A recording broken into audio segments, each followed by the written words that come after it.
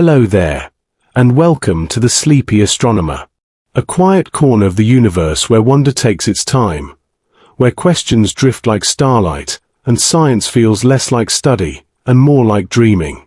Tonight, we lean into one of the strangest ideas ever whispered by physics. What happens if reality itself begins to bend? Imagine space not as emptiness, but as a living fabric, stretching, curving, folding under invisible hands. Imagine time as something that can slow, twist, even loop back upon itself. The laws you've always trusted, the ones that say this is real and that is not, begin to shimmer like reflections on water.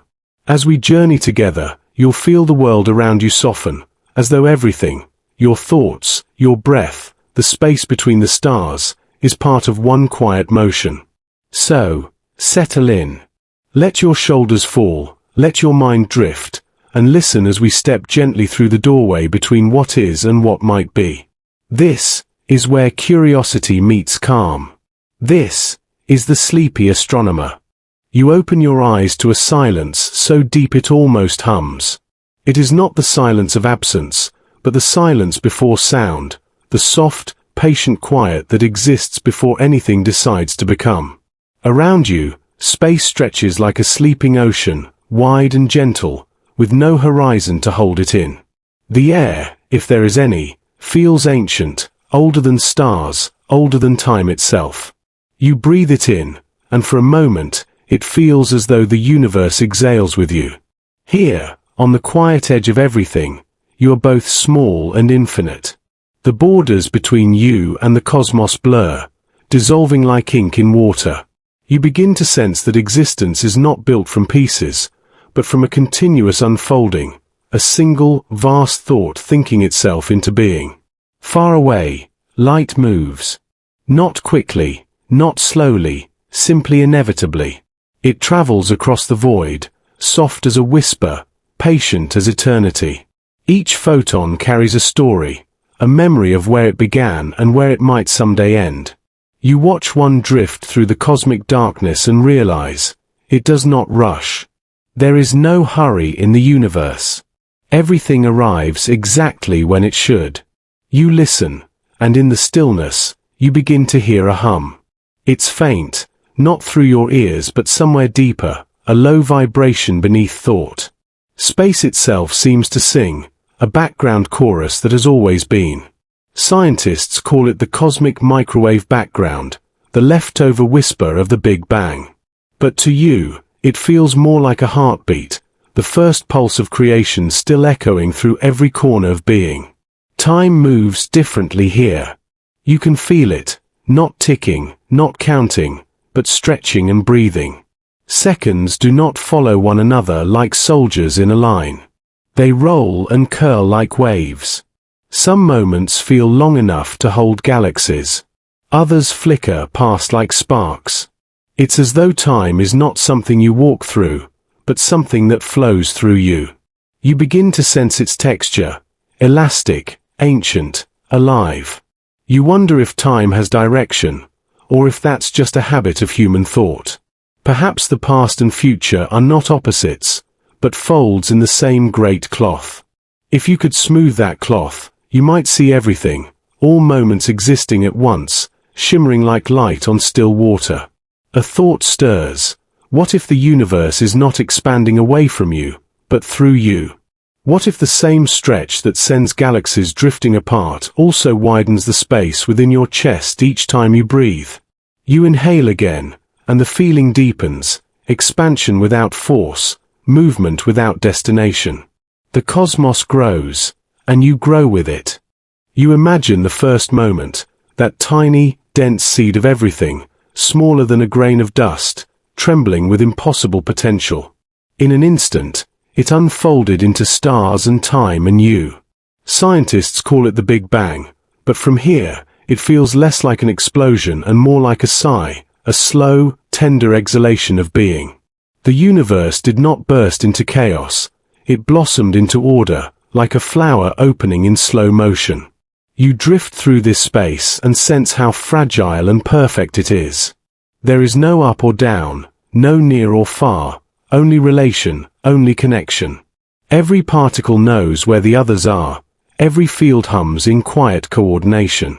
Reality feels less like machinery and more like music, not built, but composed. You think of gravity, that invisible invitation every object offers to every other. It is not a force of capture, but of companionship. The stars gather in spirals not because they must, but because they can, because the fabric of space curves gently to let them dance together. Even emptiness has structure, a kind of patience. You can almost see it, a web of invisible threads, bending softly under the weight of all things.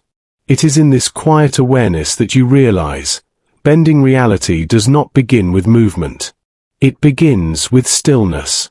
It begins with the moment you stop trying to hold the universe and instead let it hold you. You feel it now, that subtle curve beneath your thoughts, that slow pulse of creation still breathing under your ribs. You are not standing on the edge of reality. You are the edge, the place where awareness meets existence, where perception touches the infinite. You close your eyes. The darkness behind your eyelids feels no different from the void that surrounds you. Stars flicker there, faint and uncertain, like memory itself. You wonder how far away they are, not in distance, but in time. Some of the light you see left its home millions of years before you were born. Yet now it rests in your eyes, turning ancient fire into vision. The past is never truly gone. It only travels. Your thoughts move slower now. Each one arrives like a ripple across a still pond. You notice that even in your mind, space expands, not outward, but inward, into the quiet center of yourself. The edges between thought and matter soften until you can no longer tell where one ends and the other begins. You are not floating through space. You are space, aware of its own vastness. You are not breathing air. You are the expansion of possibility itself. Every heartbeat becomes a small echo of the universe growing a little larger, a little wiser, a little more awake. And yet, in all this immensity, you feel a tenderness, the strange intimacy of knowing that everything, from galaxies to dust, shares the same origin. The same laws, the same hum, the same quiet beginning. You are stardust that remembers silence. You are the echo of an ancient vibration, still singing itself into existence. You reach out your hand, though there is nothing to touch. Still, the gesture feels right, as if even in emptiness, there is a kind of communion. The space between your fingers feels alive, humming faintly with invisible threads. Perhaps that is where reality begins to bend, not in the grand scale of the cosmos, but in the smallest awareness that there is space, and it responds. You take another slow breath. The hum deepens, the stars blur. Everything feels poised, a universe waiting for its next thought. You understand, suddenly, that the edge of everything is not a border but an invitation. And as the silence begins to move beneath your feet, you feel the faintest texture there, something woven, something waiting to be felt more clearly. A quiet fabric, stretching endlessly beneath you. You step forward, softly, and the fabric beneath your feet begins to stir. You take a step, and though there is no ground, you feel something yield, not solid, but responsive. It is as if the space beneath you has texture, a softness that bends under the weight of your being. You pause, curious, and the stillness around you trembles, a small ripple spreading outward in all directions. The ripple keeps moving, through silence, through time, through everything, until it fades into the distance like a sigh disappearing into air. Reality, you realize, is not empty. It has depth. It has tension. It can bend and stretch. The universe is not floating in space. The universe is space, and space is not nothing. It is a fabric, delicate and infinite, woven of two invisible threads, space and time. Einstein once described it as spacetime, a single, unified cloth. He said that gravity isn't a pull, not a mysterious force reaching out from masses to tug on each other, but rather a natural result of this fabric's curvature. Objects don't pull, they fall along the curves that the fabric itself creates. You imagine a great sheet, soft and shimmering, stretched endlessly in every direction. When you place a planet upon it, the sheet dips. When light passes nearby, it curves, following the fabric's shape. It doesn't need to be told where to go. It simply follows the path that already exists, the most natural way through the bending of reality. You kneel, and your hand moves through the unseen weave. You can't see it, but you can feel the pattern, like invisible threads sliding between your fingers. It hums faintly, like the skin of a drum stretched perfectly tight. Every mass, every atom, every star presses upon it, changing its texture just slightly. Even you, small as you are, create your own subtle indentation in the fabric of existence. It humbles you, this awareness that every motion, every thought, sends out a gentle ripple. You've been walking through the universe as though it were an empty room, when in truth, every step is recorded by the bending of the floor beneath you. Every breath, every heartbeat, reshapes the weave in ways too delicate to see but never too small to matter. The cosmos is a tapestry, not a void. It carries memory, the echo of motion, the imprint of mass, the trail of light. Space and time are not separate threads but the same thread seen from different angles. When you move through space, you move through time. When you change time, you change space. The two are inseparable, endlessly folding into one another. You look up, though there is no real direction, and the vast expanse flickers with starlight. Each star, you now understand, is not sitting in space but shaping it. Their light does not travel in straight lines, but along the gentle slopes carved by gravity's quiet touch. The universe is not flat, it breathes, it flexes, it responds. You take another step, and beneath you, the fabric bends again.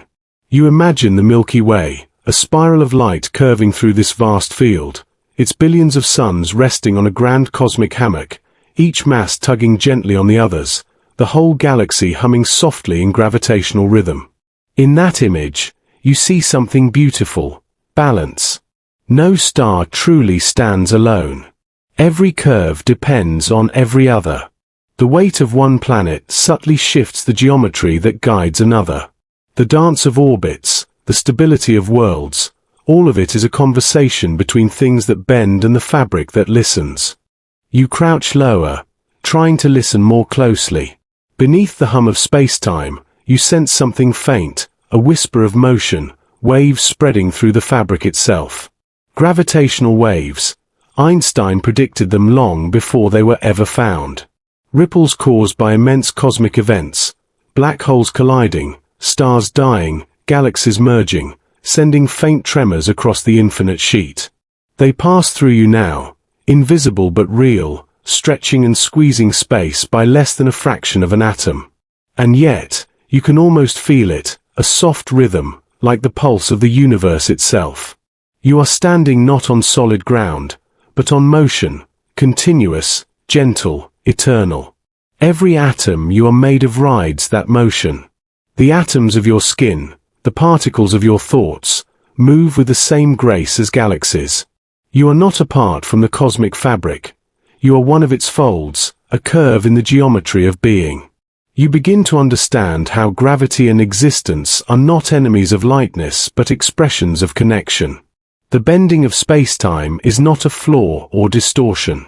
It is how the universe holds itself together, how it says, "We belong." Without curvature, there would be no orbits, no falling apples, no suns to rise or set. Straight lines would lead only outward, away, to nowhere. Curves make returning possible. A realization forms quietly. When you move, you do not merely travel through reality, you reshape it. Every motion alters the geometry ever so slightly. You are not just a traveler on the fabric. You are a participant in its weaving. The threads respond to you, stretch for you, record your presence in the only way they can, by bending gently to make room for you to exist. You press your palm against the unseen floor, and the hum deepens. For a heartbeat, You imagine seeing it, the web of curves, the glowing lines of connection between every star and atom. You realize that empty space is the greatest illusion of all. It is filled with structure, alive with tension, breathing with possibility. You stand again, steadied by this invisible foundation. The fabric beneath your feet feels endless, yet intimate, almost tender. It reminds you that gravity is not about falling down. It's about being drawn together. Every mass in the universe, from galaxies to dust, participates in a quiet communion, shaping and being shaped in return. You take another breath. The fabric shifts beneath you, welcoming, alive. The silence around you feels warmer now, less lonely. You understand that to exist is to leave an impression, however small, on the universe's cloth.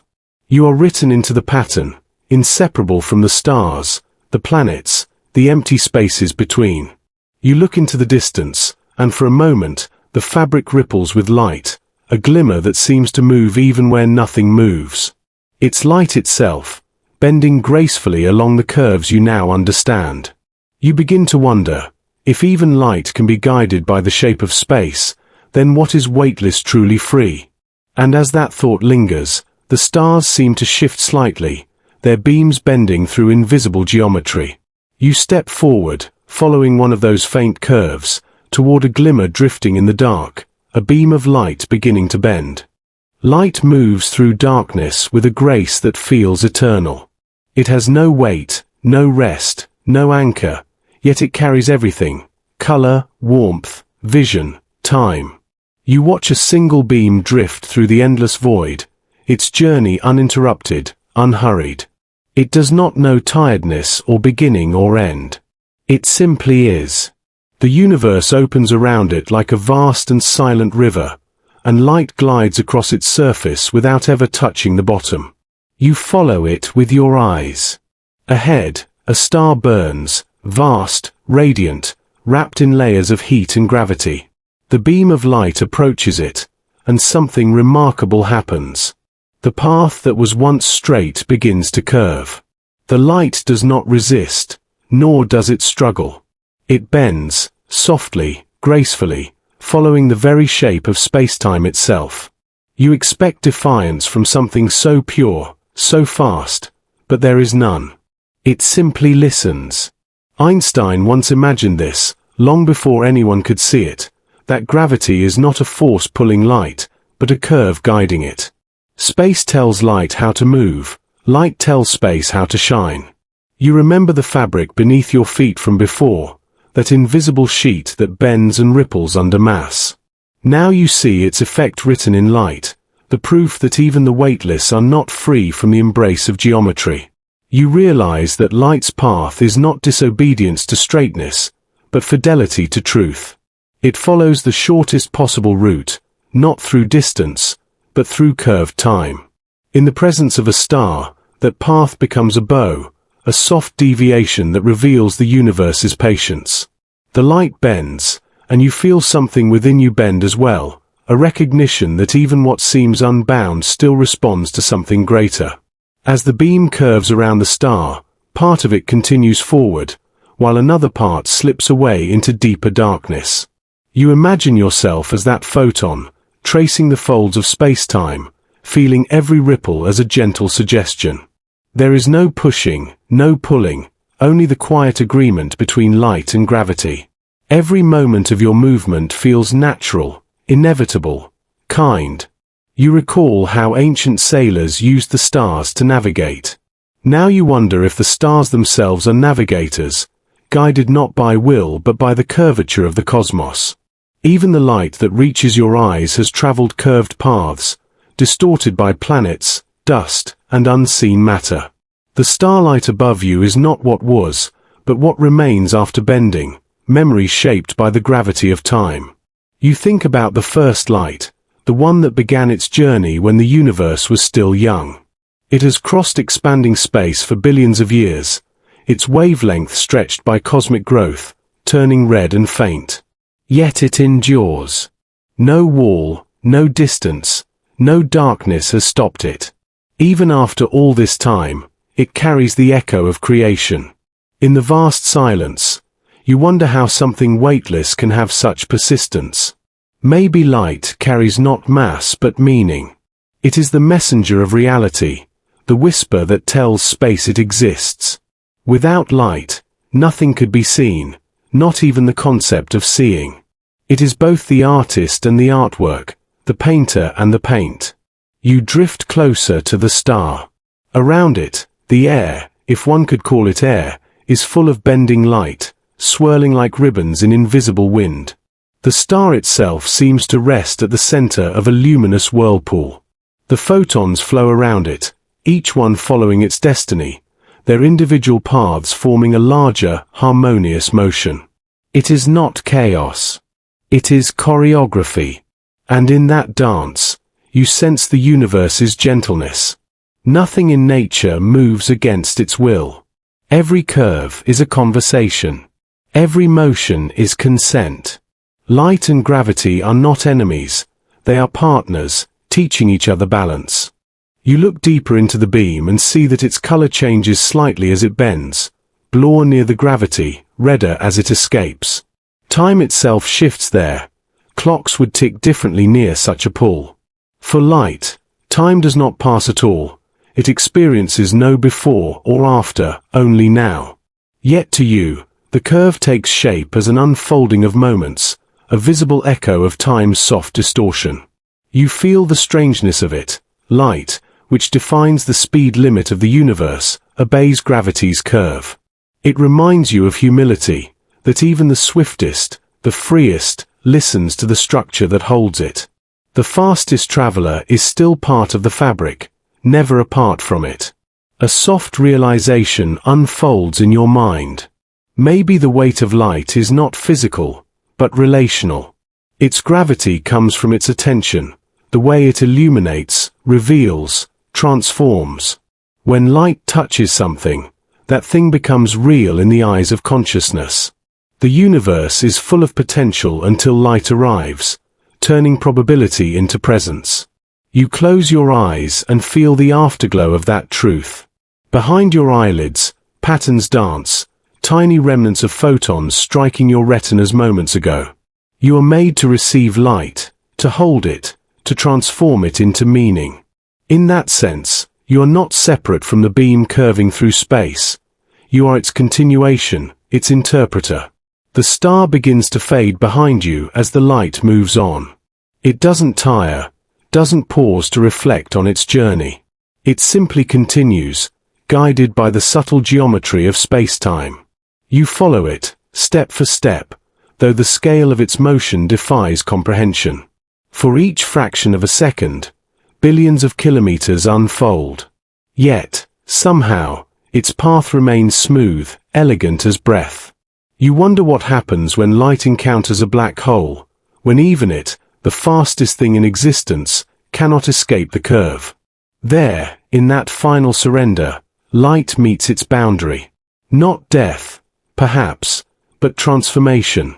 Maybe it doesn't vanish. Maybe it becomes part of spacetime's memory, its story etched into the horizon of gravity. The thought lingers, if even light can bend, then maybe bending isn't a loss of strength, but a sign of belonging. To bend is to listen, to move in harmony with what is greater than oneself. The photon doesn't resist gravity's hand, it dances with it. You begin to wonder if your own path through life might be the same, a gentle curve guided by invisible forces you can't see but can feel.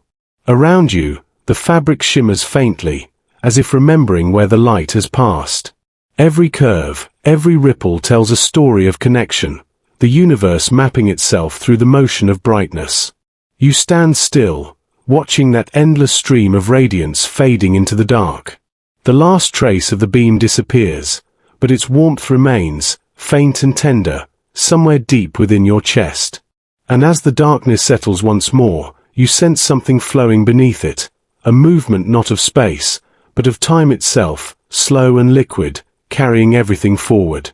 You take a breath, and in that breath, you feel the current. It is soft, steady, and ancient. You let yourself drift with it, down the gentle river of time. You begin to notice time not as a ticking clock, but as a movement of texture, a fluid presence you drift through, rather than something you measure. It is soft, almost invisible, until you listen closely. The way your heartbeat slows when you breathe deeply, the way shadows lengthen before dusk, the way stars shift ever so slightly between nights, this is how time speaks. It does not demand attention. It invites it. You reach out as if you could touch it, and perhaps you can. It flows not above or below you, but through you, threading every thought and cell. You feel it like a stream, gentle, persistent, shaping everything it passes. And you realize, you are not standing in time. You are made of time. Each particle that forms you has existed since the birth of the cosmos. Hydrogen, carbon, oxygen, all born in stars that lived and died billions of years ago. Those atoms were scattered, reassembled, and found their way into your body. You are not merely alive in time. You are a continuation of its story. You are what time looks like when it remembers itself. But time, you see, is not equal everywhere. In the mountains of Einstein's imagination, clocks slow and stretch depending on where they are, or how fast they move. If you were to drift near a black hole, a single second for you could be centuries elsewhere. Time bends, just like space, just like light. It is a fabric, not a line. A river that curves with gravity's hand. You imagine dipping a finger into this river. The current thickens near massive things, thinner where the universe is empty. You could ride this flow like a leaf, floating gently through regions of faster and slower time. It hums differently in each place, like music shifting key. The cosmos, then, is not still. It is a grand symphony of changing tempos. And yet, even in your quiet life, far from black holes and cosmic scales, you can feel these ripples. When you are joyful, time runs quickly. When you are grieving, it slows. When you are lost in beauty, it vanishes entirely. Time is both cosmic and personal. The same laws that shape galaxies shape your emotions. You bend your own inner spacetime without even realizing. You look back at your memories and see that they do not form a line either. They weave like light, overlapping, glowing brighter in some places, fading in others. Sometimes, an old memory feels closer than yesterday. Sometimes, the future feels so real it already exists. Time, it seems, does not live in order but in pattern. Scientists once imagined time as absolute, a steady march no one could escape. But relativity changed that. Now, you know it is not the same for everyone, not the same for everywhere. Time and space are not separate threads, they are one woven cloth. When you move through one, you stretch the other. You cannot travel through space without also drifting through time, and you cannot pause time without changing the shape of space itself. You begin to see the universe as a vast tapestry, events stitched into its folds, each existing forever in their place. From the Big Bang to your next breath, all moments coexist, not in sequence, but in structure. The past does not disappear. It remains, carved into spacetime's geometry. The future is already there, waiting to be reached.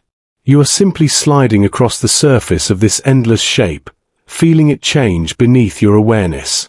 It's a strange comfort to know that nothing truly vanishes. Every word spoken, every touch, every pulse of light leaves an imprint somewhere in the space-time fabric. The universe does not erase, it preserves. You are part of that record, written in time's gentle handwriting. But then another thought comes: if time can bend, can it also break? What happens where the flow stops, where the current meets an edge? Scientists call such places singularities, points where equations collapse, where time itself ceases to make sense. You picture falling toward such a place. Not falling in space, but falling in time. The moments around you stretch thinner and thinner, until they no longer move at all. Perhaps that is what eternity really is, not endless time, but no time at all. A stillness so complete that motion has no meaning. You think of the way the night feels when it's utterly silent, how seconds seem to disappear. For a brief moment, you feel that stillness within you.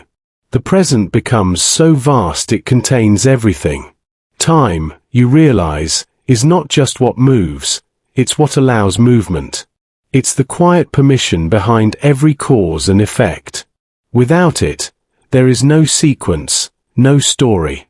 Yet within it, everything you are unfolds, like a blossom opening petal by petal, unaware that the light it leans toward is older than time itself. You start to see how gravity, light, and time are threads of the same loom. One bends, one illuminates, one carries. Together, they create the living texture of the universe. You stand in awe of how seamlessly they dance, invisible, but inseparable. And in that awe, you feel something simple, yet profound, gratitude. Gratitude that you exist now, in this particular curve of time's current. That you can notice it flowing, that you can feel it carrying both the universe and you within its arms. But as you listen more deeply to that flow, another sensation begins to form, a question stirring beneath the calm surface. If time can bend and fold like water, then what happens to the dream that travels within it? Does the dream drift with time, or shape its current from within? You close your eyes, and the world folds inward.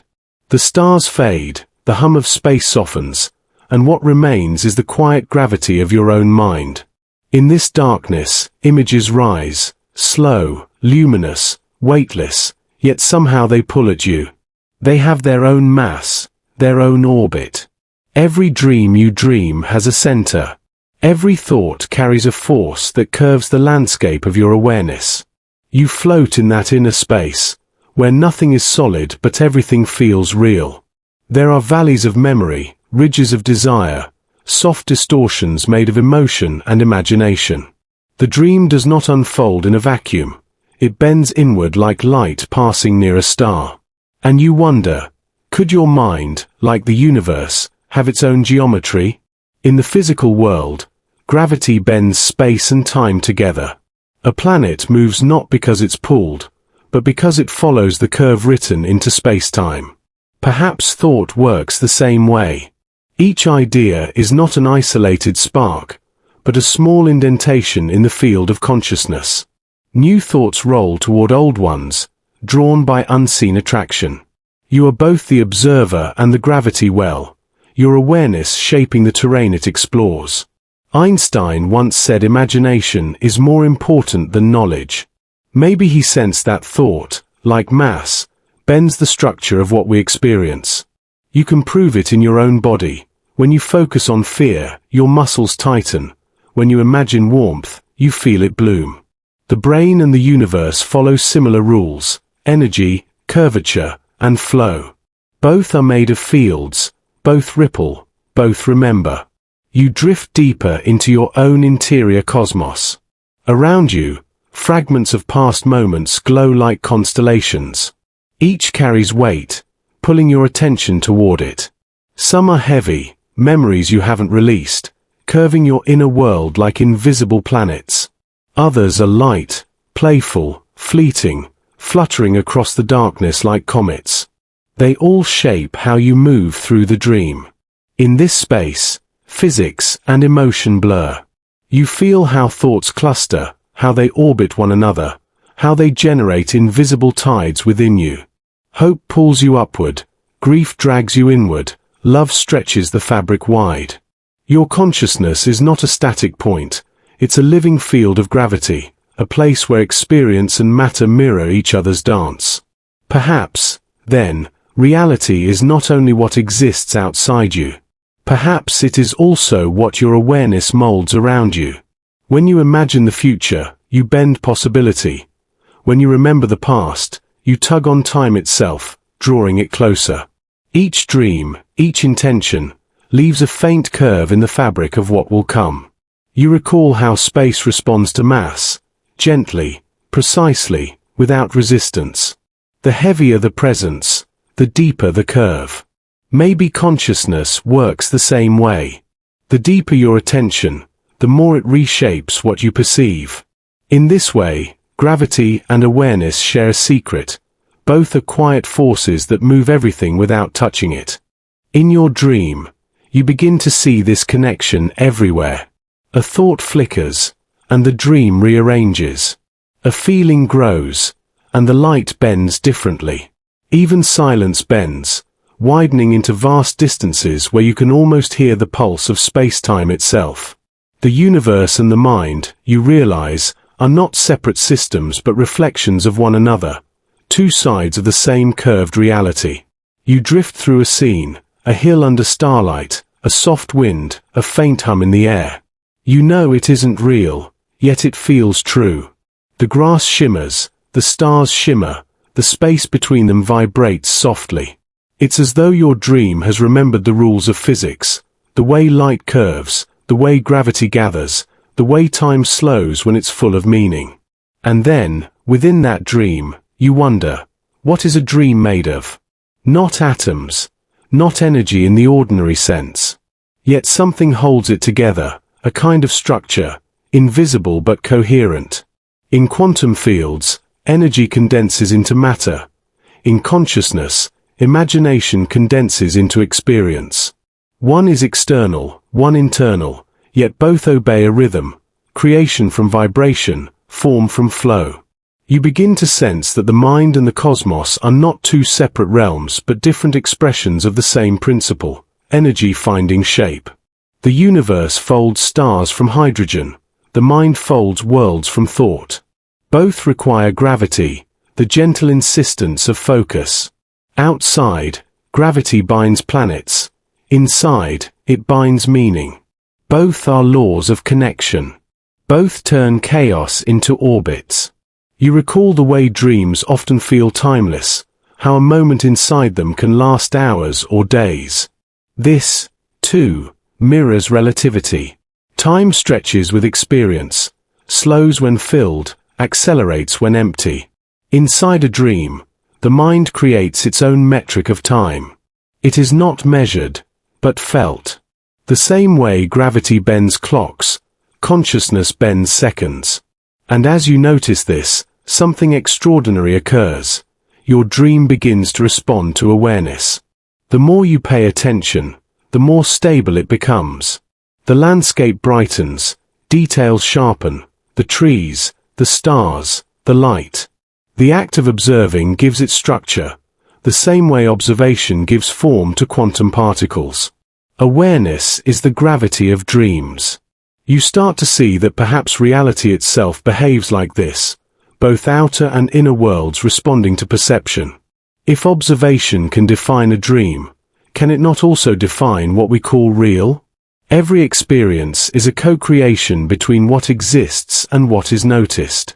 You are not separate from the fabric you bend. You are woven into it, thread by thread. The dream begins to fade, but the insight remains. Gravity holds stars together, but it also holds stories, thoughts, and selves. It is the universe's way of saying everything belongs to everything else. You wake slowly, carrying that truth with you, the weightless weight of connection. And in the fading silence between dream and waking, you feel a subtle question arise.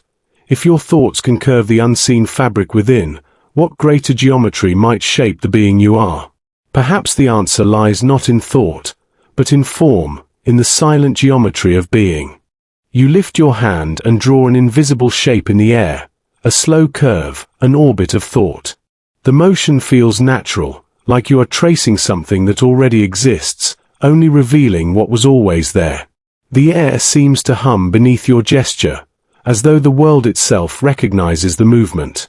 You begin to wonder, what if existence is built from shapes, not things? Everywhere you look, the geometry unfolds. A spiral in a seashell, the hexagons of a honeycomb, the orbit of moons, the curve of your own breath. These are not coincidences. They are signatures, the universe writing its equations in beauty. The same geometry that bends starlight also draws the line of your palm. The same curves that guide galaxies arc through your heartbeat. You begin to see how structure itself might be alive. Not alive in the way of cells and tissue, but alive in the way of rhythm, a continuity that connects form to form, pattern to pattern. The Greeks called it cosmos, meaning both order and ornament. They knew what modern physics is only rediscovering, that beauty and logic are the same thing seen from different sides. Imagine standing in the middle of space, surrounded by invisible grids, threads that define how distance, time, and matter relate. These lines are not drawn in ink but in curvature, in relationship. Geometry is not a decoration on reality. It is reality, the hidden map of how everything fits together. Einstein saw gravity not as a force, but as the bending of geometry itself. Matter tells space how to curve, and space tells matter how to move. It is an exquisite dialogue, mass and geometry speaking in silence. Every star is an artist of spacetime, shaping the fabric around it into elegant arcs and slopes. And you, though smaller, do the same. Your very presence curves reality in your own infinitesimal way. You imagine tracing the geometry of your being, the slope of thought, the angle of awareness, the radius of emotion. Each feeling you've ever had exists somewhere within this invisible design. The sadness that slows time, the joy that expands it, both are geometric distortions, small but real, on the canvas of experience. The universe loves symmetry, yet it also loves to break it. Perfect circles give birth to spirals, symmetry births movement. Without imbalance, nothing would happen. The universe needs asymmetry to breathe. Your own imperfections, your uneven rhythms, your contradictions, are the same kind of necessary imbalance. They are what allow your story to unfold. Mathematics, you realize, is not cold. It is tender. Every equation whispers a kind of intimacy between concepts. Parallel lines yearn never to meet, curves fall toward each other like lovers. Geometry is not just the study of shapes, it's the poetry of connection, the way one thing leans toward another in quiet harmony. You close your eyes and picture yourself as a shape suspended in space-time, a curve, a pattern, an unfolding surface. There is no edge, no center, only continuity. You extend outward, but also inward, infinitely. You are not separate from the geometry that holds you. You are that geometry, self-aware space-time tracing its own outline. The more you sense it, the more you understand that form is not static. It flows. Geometry is movement frozen in meaning. Even the line between you and the world is not sharp, it blurs and breathes. The atoms that make up your body are mostly space, fields of probability rather than boundaries. Solidity is illusion. Structure is everything. Consider the curve of a wave, the orbit of an electron, the path of a photon. Each follows geometry not because it chooses to, but because it is geometry in motion. The laws of physics are not commands but tendencies, preferences of form. The universe prefers elegance, smoothness, continuity. It prefers beauty, though it never calls it that. You start to imagine mathematics not as something invented, but as something remembered. When you count, when you measure, when you trace a circle, you are touching a truth older than language, a rhythm that the universe has always known. Perhaps numbers are just echoes of the original vibration, the first pattern from which all else unfolded. In your mind's eye, geometry becomes sacred again, not as ritual, but as recognition. The triangle of a mountain peak, the sphere of a raindrop, the golden ratio in the swirl of your fingerprint. Each is a bridge between chaos and clarity, between matter and meaning. You sense that even your thoughts form patterns in this hidden architecture. Each idea has shape, each memory has weight, each dream has direction. You begin to feel gratitude for the structure beneath existence, the quiet mathematics that keeps the universe from dissolving into noise. Without geometry, there would be no stability, no return, no form. It is what allows both stars and consciousness to take shape, to remain coherent, to echo one another across scales. The ancient philosophers once said that to understand the world, one must know the shapes.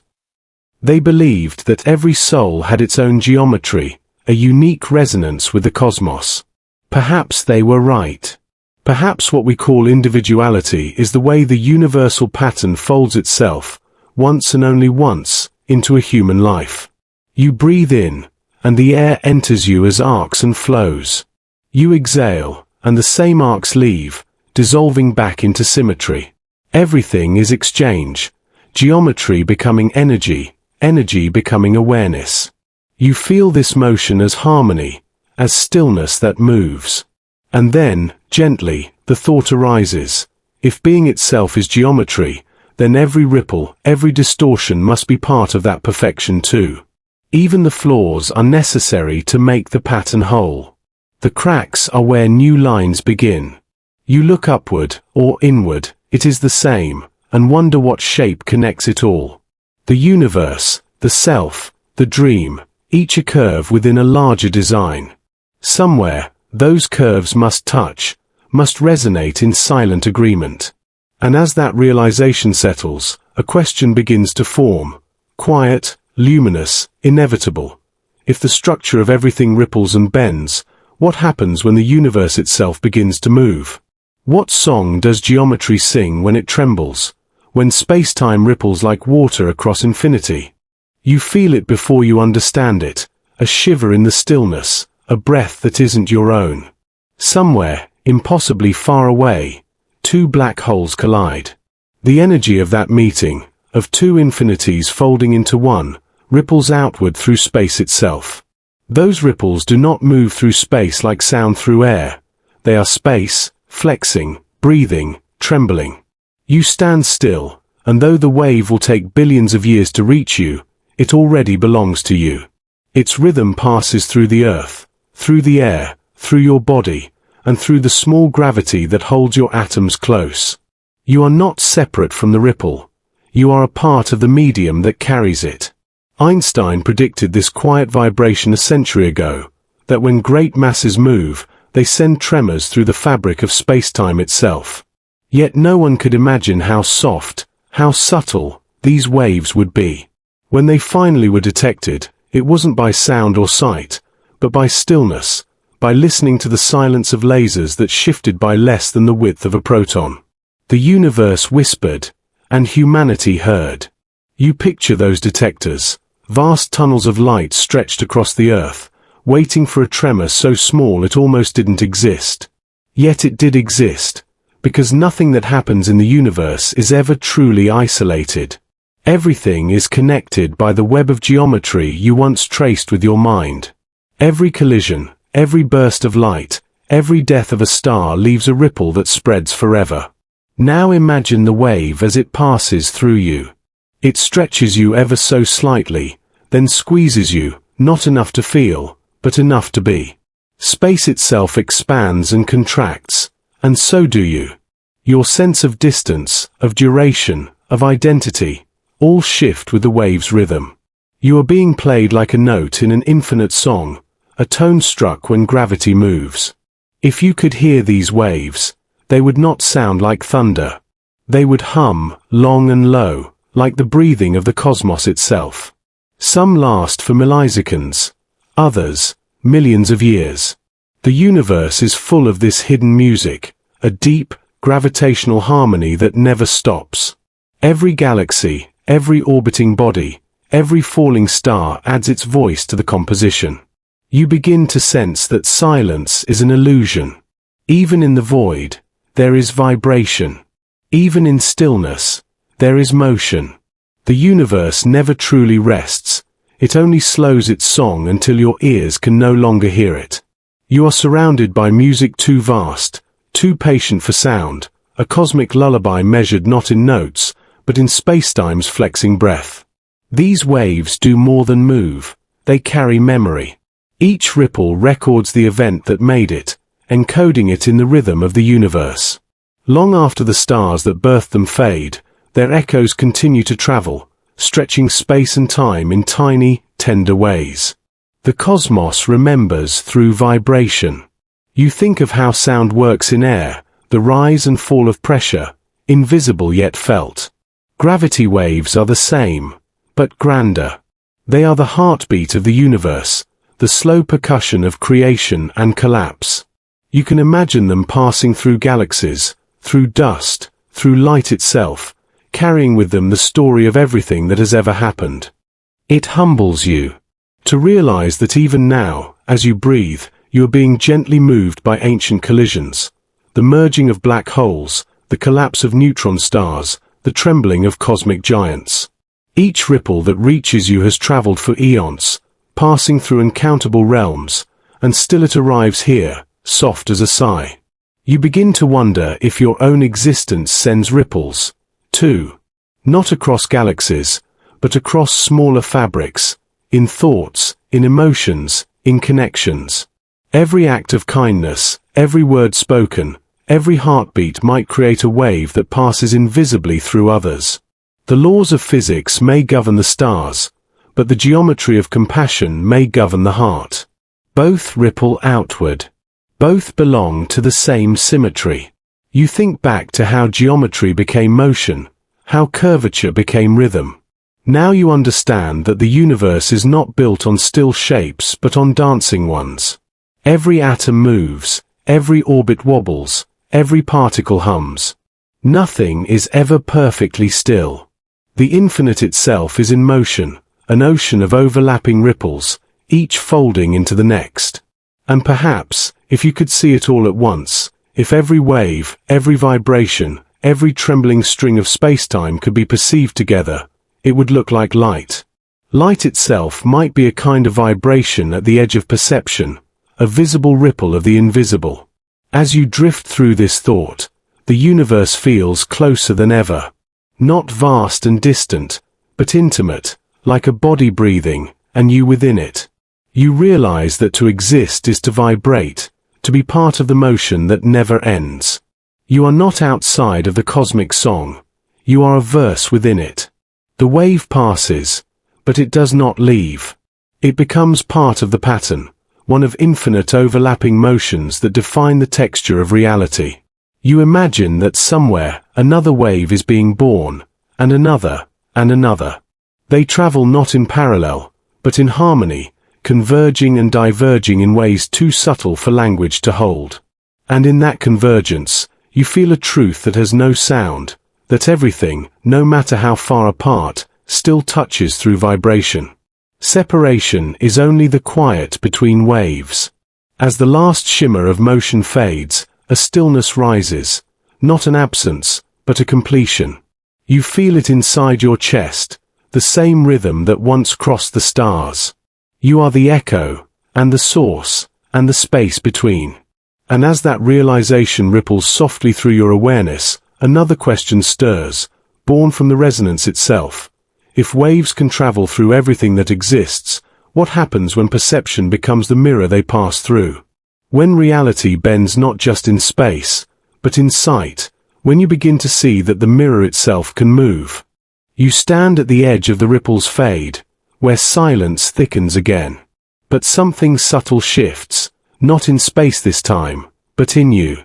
You begin to realize that the way you perceive the universe is itself a lens, a bending of what is into what you can comprehend. You are not merely observing reality, you are shaping its appearance by the act of seeing. Light reaches your eyes, a messenger from elsewhere, but not instantly. Even now, the starlight above you is old, some by seconds, some by millions of years. Every color, every shimmer, is not the star itself, but an image delayed, translated, and filtered through distance. What you see is not what is, it is what was. And yet your mind calls it now. Perception is not a mirror, you realize. It is a painter, one that works with limited pigments, photons, vibrations, neural sparks.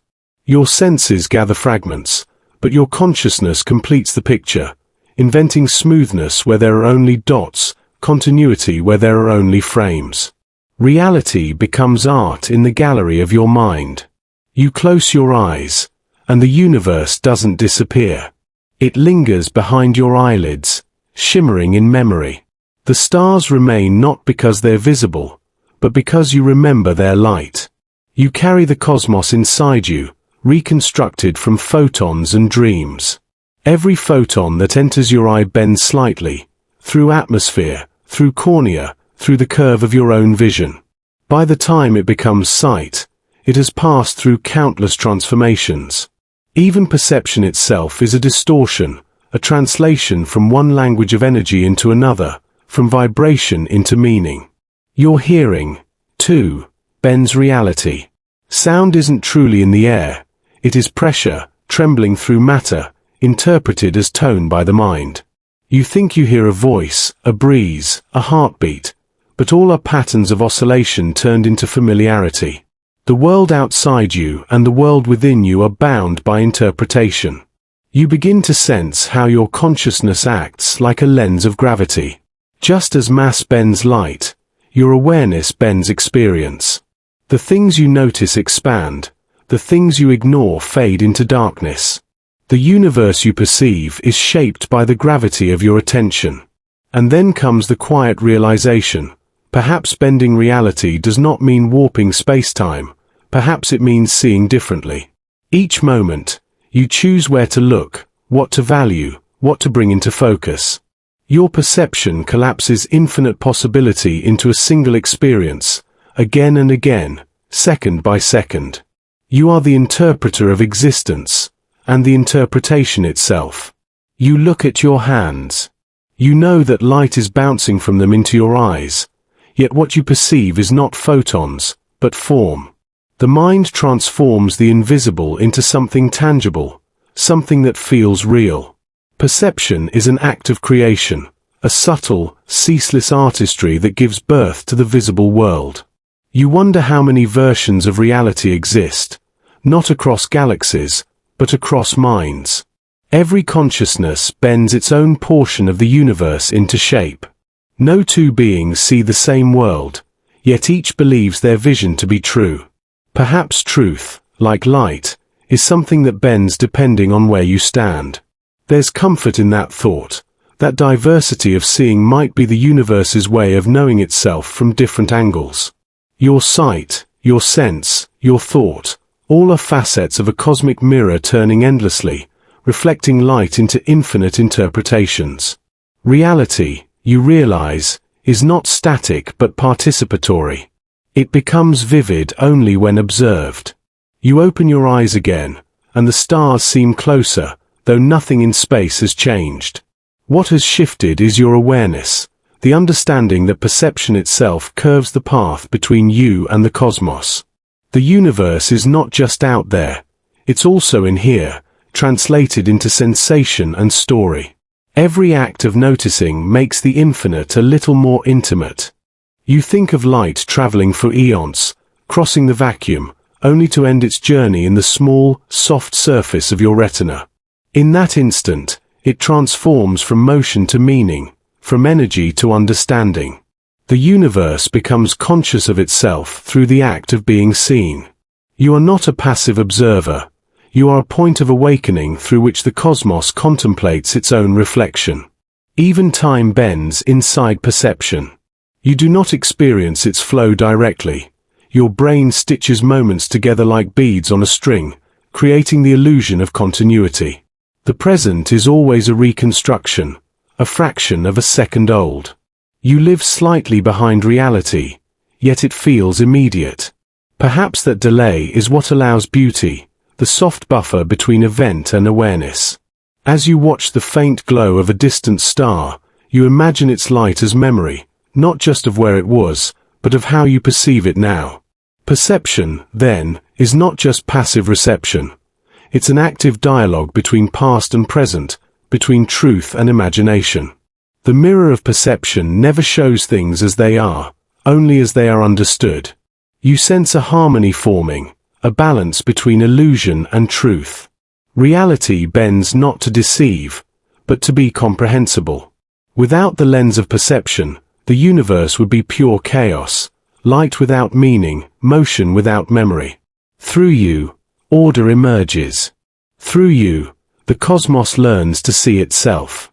And yet, there's humility in knowing that what you see is only a version, one translation among infinite possible ones. Every eye, every sensor, every consciousness paints a different cosmos. The truth is not in any single image, but in their union, a vast mirror made of countless reflections. The stars twinkle not because they flicker, but because the atmosphere trembles. Even their light is bent before it reaches you, another reminder that distortion is part of beauty. Reality's imperfections make it alive. You close your eyes again, and in the darkness, you sense another bending, this time, not of vision or sound, but of thought itself. Perception folds inward, turning toward the unseen. The mirror no longer reflects the stars, it begins to reflect what lies between them. A question drifts quietly through your mind, soft and weightless. If perception can shape what you see, what happens when you look not at the stars, but at the space between them, the emptiness that holds everything together? You follow the thought inward, as if falling into the unseen. The stars dissolve first, then the sky, then the very atoms of your skin. You become smaller than light, smaller than dust. Each breath pulls you further into the hidden scaffolding of existence, until space itself expands around you like a new kind of sky. You are inside an atom now. It does not look like the tidy diagrams you learned as a child. There are no neat circles, no miniature planets orbiting a glowing sun. Instead, there is mostly nothing, a vast openness humming softly with potential. The nucleus sits at the center, unimaginably small, surrounded by a cloud of probability. You try to find the electrons, but they will not stay still. They exist not as points, but as possibilities, spread through this empty volume like whispers. If the atom were the size of a cathedral, the nucleus would be no larger than a single grain of dust floating in the air, and the electrons, even smaller, would hover as blurred presence near the distant walls. Everything you've ever touched, everything that has ever felt solid, is built from this near-nothingness. You reach out, and your hand passes through the silence of space that holds these forces in balance. The universe, you realize, is not made of matter but of relationship, fields, forces, interactions, dances of attraction and resistance. And yet, this emptiness is not void. It is alive with energy, an invisible ocean vibrating with quantum motion. Even the vacuum between particles quivers with fleeting sparks, virtual pairs of existence that appear and vanish faster than thought. The silence between atoms is full of invisible creation. You drift closer to the nucleus. It pulses with impossible density, a tiny island where nearly all the atom's mass resides. Protons and neutrons nestle together, bound by the strongest known force in the universe, a force so powerful that it defies all reason. It binds what should repel. It keeps the heart of matter intact. If that force were to weaken even slightly, the atom would dissolve, and the stars would forget how to shine. The stability of the cosmos depends on this invisible intimacy, a binding that happens deep inside every grain of existence. The universe is held together not by walls, but by the trust of particles in each other's pull. You move outward again, back toward the region where the electrons dwell, but there are no orbits here. Only patterns of likelihood, waves of being. Each electron is both everywhere and nowhere until you look. Observation does not simply reveal reality, it shapes it. Even the act of attention has consequence, even at this scale. The more you learn, the stranger the world becomes. You realize that matter's solidity is an illusion of closeness. When your hand touches the surface of a table, the atoms of your skin never truly meet the atoms of the wood. Their electrons push against one another through electromagnetic fields, and that repulsion, that refusal to overlap, is what you feel as contact. Touch is distance maintained perfectly. You begin to laugh, softly. Everything that feels solid, the earth beneath you, the air around you, even your own heartbeat, is made mostly of emptiness. And yet, that emptiness is what allows form, what gives space for existence to move. Without the void, nothing could be. It dawns on you that reality is not built from things, but from the spaces between things. Those spaces are the stage upon which everything performs. Absence is not the opposite of presence. It is its foundation. You drift deeper into this silence, and the distinction between solid and empty begins to blur. At this scale, emptiness feels vast, alive, almost compassionate. It allows matter to be what it is without confinement.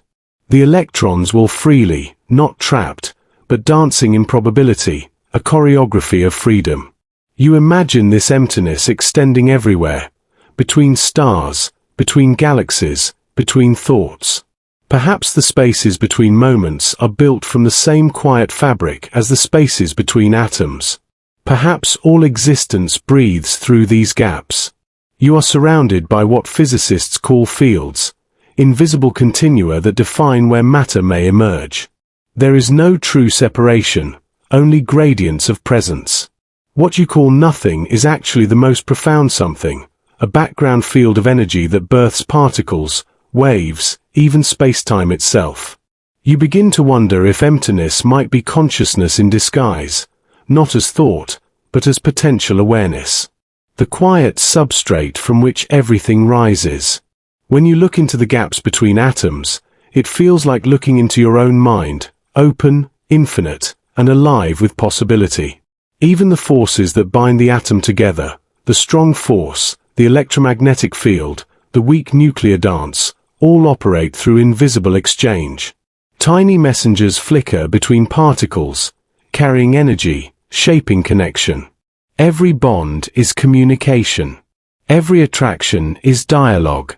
And so, you start to feel less like an observer and more like a participant in the quiet conversation that holds existence together. You realize that emptiness does not separate, it connects. The spaces between things are bridges, not barriers.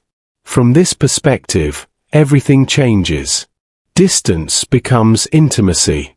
Silence becomes song. The vacuum becomes the voice of creation itself. You think about your own body again. It is a constellation of atoms, each mostly empty, each vibrating in harmony with the next.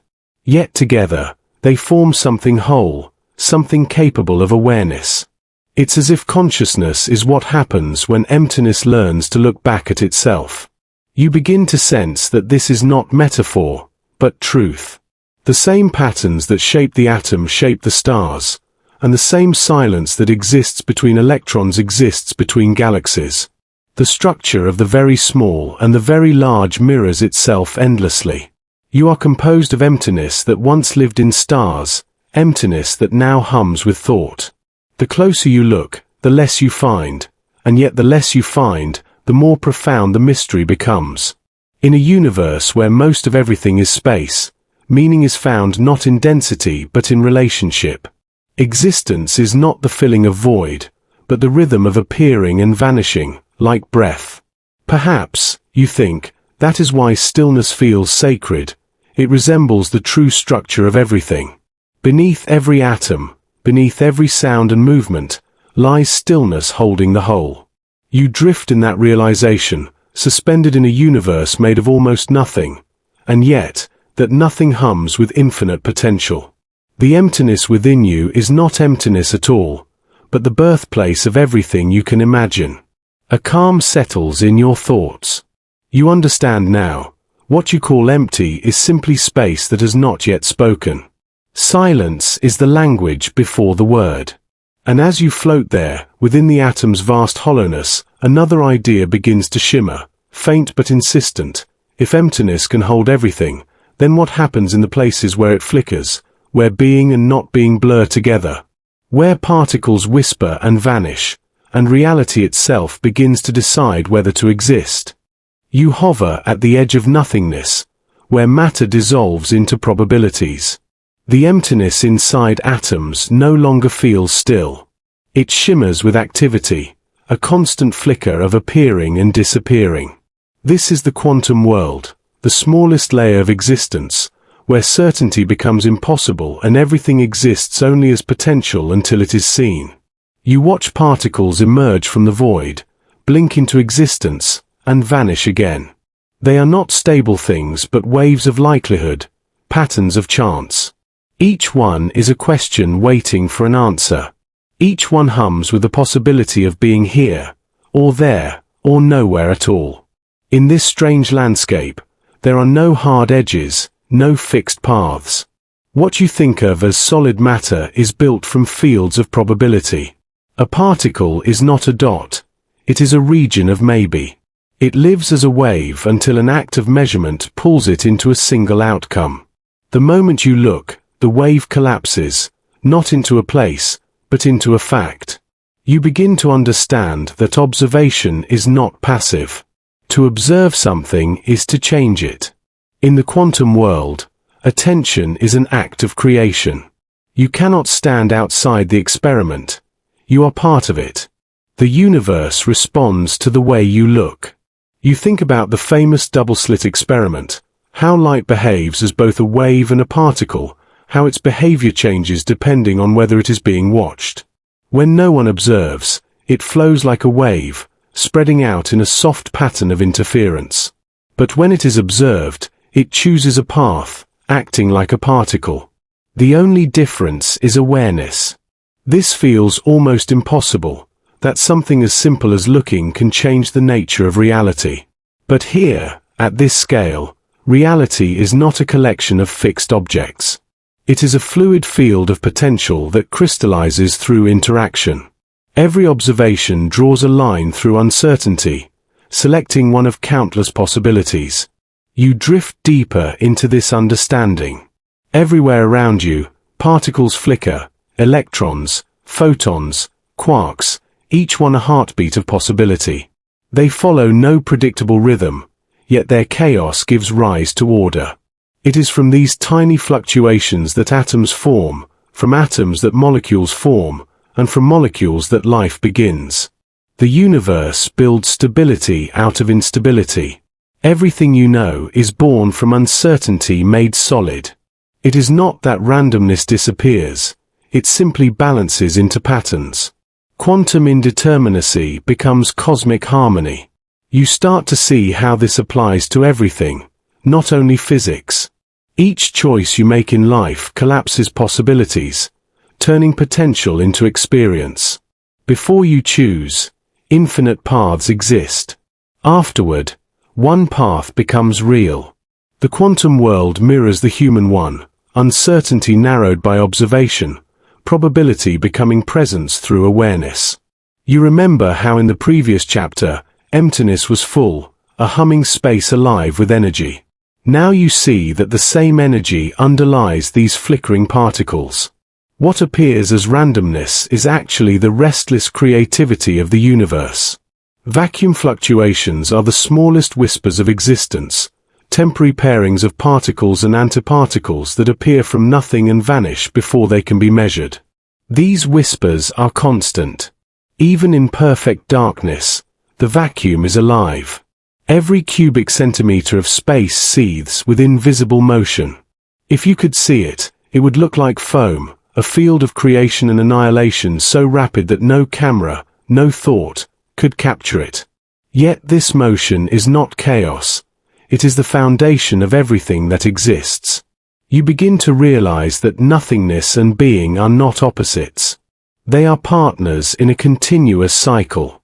The quantum field is a vast sea where waves rise and fall, appearing as particles for a moment before merging back into the whole. Existence is not permanent. It is rhythmic. Everything you see, every atom, every star, is a temporary crest in this ocean. As you observe, you also begin to feel the strangeness of entanglement. Two particles, once connected, can remain linked no matter how far apart they travel. Change the state of one, and the other changes instantly, as if space between them does not exist. It is as though they share a single identity stretched across distance. Einstein called it spooky action at a distance, but it is not magic. It is the deep coherence of reality. At the quantum level, Separation is an illusion. Space is not a barrier but a connection. What happens here influences what happens there, instantly and silently. The universe behaves as a single, unified field. You imagine two entangled particles drifting apart, one carried by starlight across galaxies, the other resting near your hand. They are still one event, not two. Every motion, every spin, every possibility remains linked. Somewhere in that invisible connection lies the hint of how everything communicates, not through signal, but through shared being. This realization changes how you think about yourself. You, too, are entangled, not just with other people, but with everything around you. The light that enters your eyes, the air that fills your lungs, the warmth of the sun, all are part of the same quantum web. You do not exist in isolation. You are a pattern within a greater field. In this field, what you do matters. Your attention, your focus, your awareness shape the probabilities of your world. The act of noticing becomes a quiet form of creation. You realize that consciousness is not outside physics. It may be woven into it. Awareness does not merely watch reality. It participates in it. This does not mean that thought alone can break the laws of nature, but it reminds you that the boundary between observer and observed is thinner than you imagined. The mind and the cosmos may reflect each other, both bound by the same principle. The act of recognition transforms what is recognized. You let this sink in. The quantum world is not a place of chaos, but of potential, a silent conversation between uncertainty and awareness.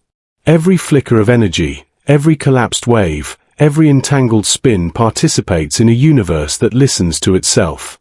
Even time begins to blur here. In the quantum world, particles can move backward or forward in time. Cause and effect lose their rigid order.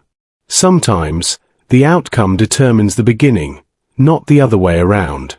It is as if the universe writes itself from both directions at once. You begin to see time as another kind of wave, one that can bend, overlap, and echo. Perhaps the future and the past are not separate places, but different ways of looking at the same field.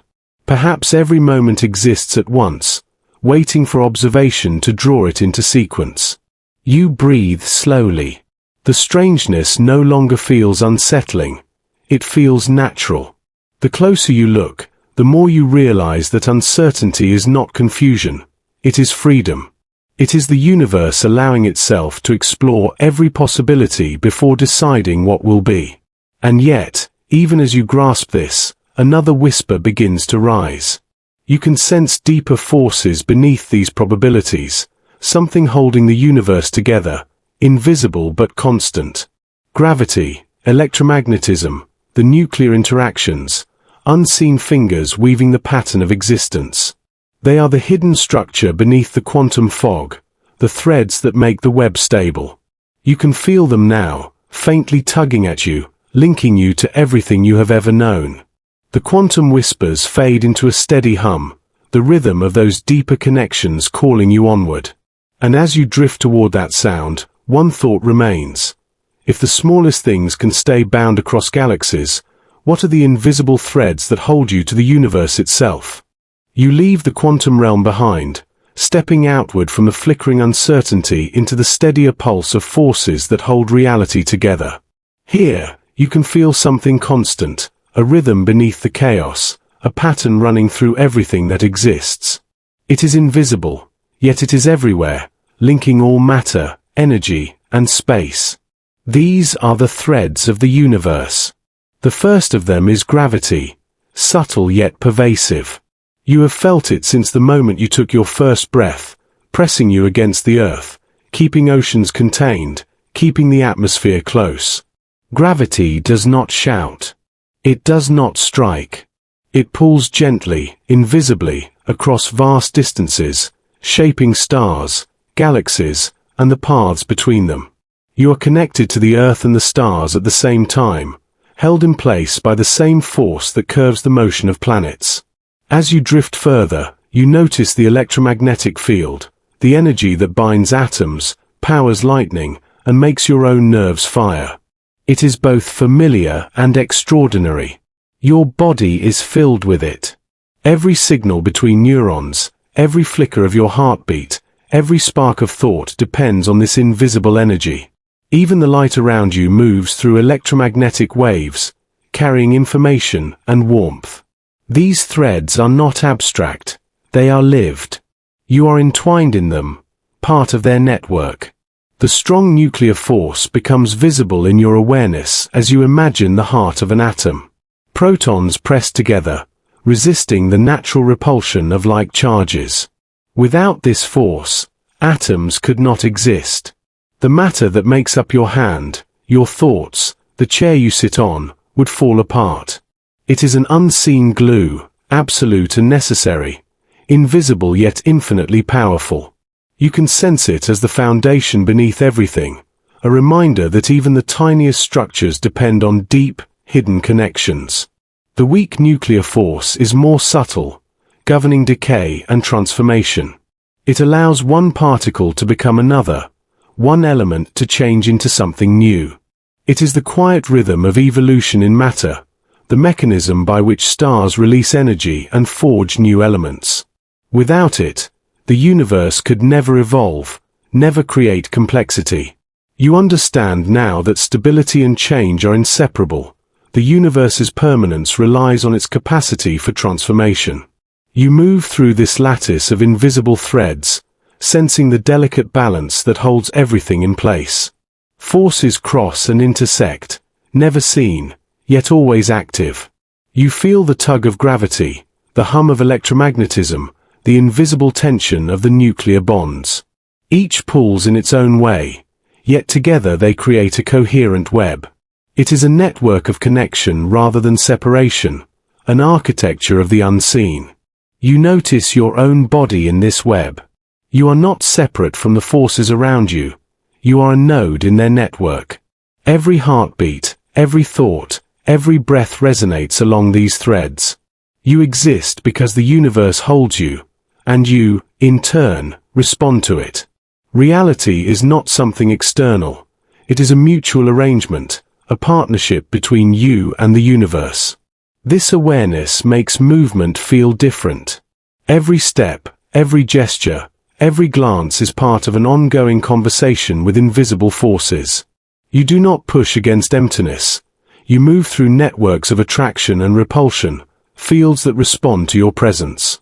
Even stillness is dynamic here. Your weight bends spacetime, your energy interacts with magnetic and electric fields, your atoms vibrate in resonance with the unseen. You sense the pattern across larger scales. Galaxies spin not randomly but along trajectories guided by gravitational threads. Stars cluster, drift, and collide along invisible paths. Light curves around massive objects, bending along these threads. The structure of the cosmos is not chaos but a web, an intricate design shaped by unseen connections that stretch across incomprehensible distances. You are part of this design, and the same principles govern your scale and the vastness beyond. Time itself begins to feel like a thread woven through these forces. Cause and effect are intertwined not only locally but across space. The pull of gravity here influences motion elsewhere. A star exploding in a distant galaxy sends ripples that subtly reach across space, connecting phenomena you cannot immediately perceive. Everything is entangled in ways both visible and hidden, forming a coherent, unbroken network. You realize that the universe does not operate on isolation. Even the emptiness between atoms, the voids between galaxies, is threaded with influence. Forces reach across these gaps, binding the smallest and largest structures alike. There is no true separation. Every particle, every field, every wave is a participant in the same ongoing conversation. This understanding shifts your sense of self. You see that you are not a lone observer floating in an empty cosmos. You are a participant in a living web, intimately connected to everything around you. Your thoughts, your attention, your actions ripple outward. You influence the threads, and they influence you. Connection is not just a metaphor. It is a physical reality, an architecture of existence. You begin to perceive how fragile and yet how resilient this network is. A single particle's movement can influence its neighbors, yet the system as a whole persists. Local changes create ripples, but the structure endures. Stability and flexibility coexist. The universe maintains balance by allowing each thread to contribute while preserving the coherence of the whole. You notice patterns forming in your awareness, loops, tangles, intersections. The invisible threads are not uniform. They twist, bend, and intersect in complex ways. Yet the overall network is intelligible. You see the subtle elegance in this invisible order, a geometry of interaction that is both simple and infinitely intricate. Even the forces that feel weakest are essential. Magnetism, subtle in your everyday life, guides the alignment of particles, shapes the behavior of stars, and protects Earth from charged solar winds. Weak though it may seem, it is indispensable in maintaining the balance of the cosmic web. Every force, no matter how small, plays a role in the stability and harmony of existence. You breathe slowly, letting the awareness settle. These threads are constant companions. They have been here since the universe began, and they will persist far beyond your life. You feel both humility and comfort in knowing that you are part of something enduring. Connection is not optional. It is woven into the very fabric of reality. You reach the edge of this awareness, sensing another layer beyond. The threads you feel, gravity, magnetism, nuclear forces, are just the first order of connectivity. Deeper still, there may be subtler structures, the foundations beneath what we can measure. Perhaps these too influence the behavior of the universe, silently guiding the flow of matter, energy, and information. You pause, suspended in this understanding. The invisible threads are not only external, they are reflected within you. Your thoughts, your emotions, your body, all are entangled with these cosmic forces. The universe moves with you as you move with it, a continuous exchange, a gentle dialogue without words. And as you drift in this awareness, a quiet thought arises. If the universe is held together by threads we cannot see, then what patterns connect not only stars and particles, but the consciousness that notices them? And what does it mean to exist, if to exist is always to be bound? You step lightly, imagining the path beneath your feet. At first, it seems ordinary, flat, and linear. Yet as you move, you begin to sense a subtle curvature, almost imperceptible, like a gentle bend in a calm river. The path that seems straight is slightly deflected, pulled by forces beyond your perception. It is not illusion, but geometry, the way space itself is shaped. Gravity is everywhere, not only in the pull of planets or stars, but as a subtle curvature that shapes trajectories. Even light travels along these curves, following paths determined by mass and energy. What appears straight to your eyes is actually a careful compromise with the contours of spacetime. The universe has its own geometry, independent of human expectation. You imagine drawing a line across the ground. At first glance, it appears direct. Yet the atoms beneath your feet, the electromagnetic forces between particles, the gravitational influence of nearby masses, all these conspire to bend the line ever so slightly. Straightness is a convenient approximation, a simplification we use for navigation and thought. As you walk, you notice that light behaves similarly. A beam emitted from a distant star does not travel in a perfect straight path.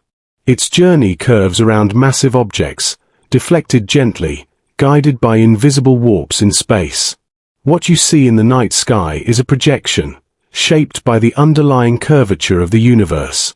Every point of light is a whisper of geometry, a hint that nothing truly travels straight. Even time contributes to this bending. The flow of moments is affected by mass and velocity, causing the sequence of events to curve in ways you cannot feel directly but can measure precisely. Time and space are not separate, they are woven together in a dynamic fabric. Walking forward is not merely movement in 3 dimensions. It is participation in a 4-dimensional geometry that bends subtly with every step. You consider the implications. Every direction you take, every path you imagine, is influenced by factors that extend far beyond your immediate perception. Straight lines are convenient for maps, plans, and thinking. They are mental tools, not universal truths. The reality beneath them is curved, responsive, and alive with interaction. Even your body experiences this curvature. Muscles, bones, and joints respond not only to gravity but to the micro-adjustments necessary to follow paths that appear linear. Your balance, your gait, the tension in your feet, all are tuned to navigate a world that is never truly flat. You are an instrument of adaptation, moving gracefully along invisible contours. You begin to notice patterns in the curvature around you. Trees grow with subtle bends toward sunlight, rivers twist with the shape of the land, and clouds drift along paths shaped by atmospheric pressure and temperature gradients. Curvature is not only a property of spacetime, it is expressed in the forms of everything that exists within it. Nature itself mirrors the geometry of the universe. Even structures built by humans are subject to this bending. Bridges, towers, and roads respond to the pull of gravity, settling slightly over time, bending under stress, and adjusting to the contours of the ground. The illusion of straightness persists because it is useful, because it simplifies our interaction with a complex, curved environment. You reflect on the night sky once more. Galaxies appear as delicate spirals, stars in clusters, and nebulae as clouds of color. The light that reaches your eyes has traveled along curved paths, molded by mass and distance. Even the concept of a straight line between stars is an approximation. Reality itself has no obligation to conform to your expectations of simplicity. You feel a sense of humility. What seems obvious, a straight path, a direct line, a fixed trajectory, is often only a convenient abstraction. The universe is patient and precise, indifferent to the shortcuts your mind prefers. Geometry is not a matter of convenience. It is a property of existence itself, subtle and persistent. You walk more slowly now, paying attention to how your feet move over the slightly warped ground, how your body compensates for forces you cannot see. Even when motion seems linear, it is a negotiation with curvature. The act of moving forward becomes a meditation on geometry itself. You imagine extending a line far into space. Over light years, even a path that begins straight will bend under the influence of mass. Black holes, galaxies, and clusters deflect its course. Even emptiness is not uniform. Space-time itself curves in response to everything it contains. Straightness is a mental comfort, a way to simplify an infinitely complex reality. Your mind begins to expand this thought. If all lines curve, then all paths of thought, all plans, and all intentions also bend. Cause and effect are shaped by countless interactions, subtle influences, and unseen forces. The universe is not linear in any aspect. Everything is part of a web of curvature, from motion to thought to light itself. You pause, noticing how easy it is to assume straightness in daily life. Walking, reaching, planning, you take linearity for granted. Yet in this quiet reflection, you see that reality does not follow your assumptions. Curvature is constant, shaping everything without pause or preference. Awareness is the only tool you have to notice it. You sense that understanding curvature changes perspective. The universe is not a flat map. It is a dynamic, bending structure, responsive to mass, energy, and motion. The geometry of reality is woven into every interaction, every trajectory, every ripple of energy. Nothing travels in isolation. Everything follows paths determined by the hidden structure of space-time. You feel gratitude for this knowledge. It is not practical in the immediate sense, but it connects you to the larger patterns of existence. You understand your place in the universe not as a point on a straight line but as a participant in curved, interconnected trajectories. Your life is part of the geometry itself. As you continue walking, the bending lines around you no longer feel disorienting. Instead, they feel natural, inevitable, and necessary. Straightness is a human convention, a way to simplify the infinite complexity you navigate every day. Curvature, in contrast, is the truth of how everything moves and exists. And as your steps follow the gentle warps of space, a quiet thought arises. If no line is truly straight, then what patterns guide the paths we cannot see? And how does perception shape the curvature we follow, not only in space, but in thought, in time, in being? You approach the edge, the horizon where space seems to fold in on itself. Gravity grows heavier with each step, though you are weightless in the vastness around you. Here, light bends impossibly, wrapping around the unseen mass.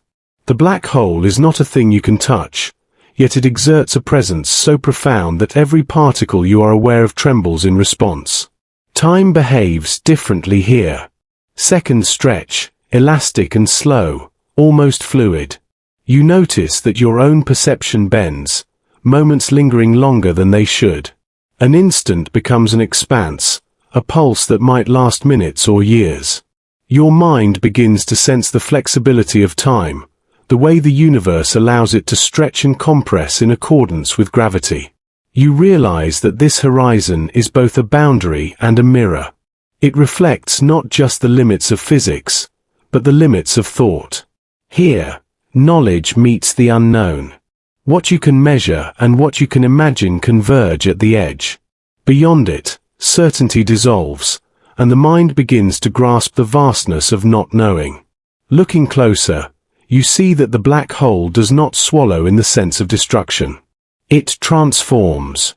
Matter and energy spiral inward, drawn along invisible paths. Space bends around it, light curves, and time itself is slowed to near stillness.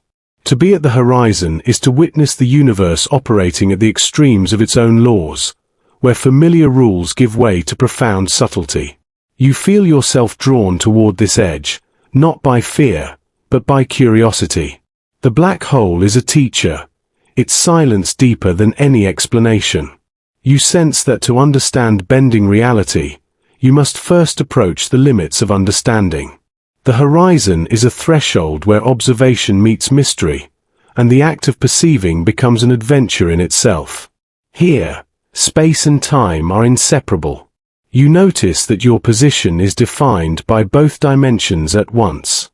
Moving forward means moving through time as much as space.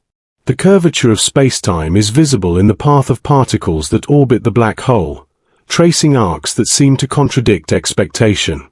Even your thoughts trace similar curves, bending to accommodate the unusual rhythms of this extreme environment. You imagine sending a signal, a message of light outward. Even photons, the fastest entities in the universe, struggle against the pull near the horizon. Their paths are curved, stretched, and delayed. You sense the patience of the cosmos here, the slow negotiation between speed, gravity, and distance. Every movement, even at the speed of light, is relative, and yet every possibility continues to exist within the boundaries set by physics. The edge also teaches about boundaries of perception. You realize that everything you know is measured from within your experience. Your concepts of time, distance, and causality are grounded in what you can observe, yet they stretch thin at the horizon. Here, intuition meets science, and both must adapt. You begin to understand that bending reality may mean bending the framework of knowing itself. The horizon is not frightening, it is clarifying. By confronting limits, you see more clearly how the universe functions. Even darkness, when approached without fear, reveals its structure. The black hole's presence organizes the surrounding spacetime, creating an elegant order in extreme conditions. You feel that clarity emerges from the acknowledgement of boundaries, not their avoidance. You notice that light from distant stars bends along the curves surrounding the black hole. You see arcs and rings, echoes of paths that would be invisible under normal circumstances. Every photon is a record of space's shape, each one a whisper from the cosmos about the underlying order. Observation here is both a challenge and a privilege. Every perception is filtered through the intense gravity, yet reveals more than it would in simpler regions. Your awareness begins to extend. You feel not only the curvature of space, but the connectedness of all matter and energy in this vicinity. Each particle, each wave, responds to the black hole's presence, subtly linked in motion and effect. The horizon is a point where local and universal influences intersect, and you perceive the interconnectedness more clearly than ever before. You sense time stretching outward as well. Events that would normally seem sequential appear layered. The orbit of a nearby particle might take hours from your perspective, yet for the particle itself, it is an instant. This duality shows you the relativity of experience. Being here is like watching multiple realities unfold simultaneously, each constrained by its own rules, yet harmonized by the overarching curvature of space-time. You begin to feel the edges of consciousness. The horizon mirrors the limits of knowing, questions without answers, patterns without complete understanding. Yet within this incompleteness is a space for insight. By acknowledging the limits, you access new perception. The black hole teaches patience, attention, and humility. You realize that bending reality requires understanding what can be bent, and what must remain a boundary. Your body, though weightless, senses the forces in subtle ways. Tides of space-time stretch and compress your awareness, and your mind adjusts to this rhythm. You understand that the universe is not merely an external structure. It is a dynamic field that you are inside, participating in its patterns. Observation and existence are intertwined. The black hole's pull is constant, yet it does not demand struggle. You can float near the horizon, experiencing its extreme conditions without harm. It is a place of learning, a laboratory of limits. You feel the quiet gravity of understanding pressing in, guiding thought along curved paths. Knowledge here is not linear. It loops, folds, and returns, revealing insight in cycles rather than steps. You reflect on what it means to approach an edge. To stand at the boundary of what can be known, you must surrender the assumption that everything can be grasped. Reality is not hostile.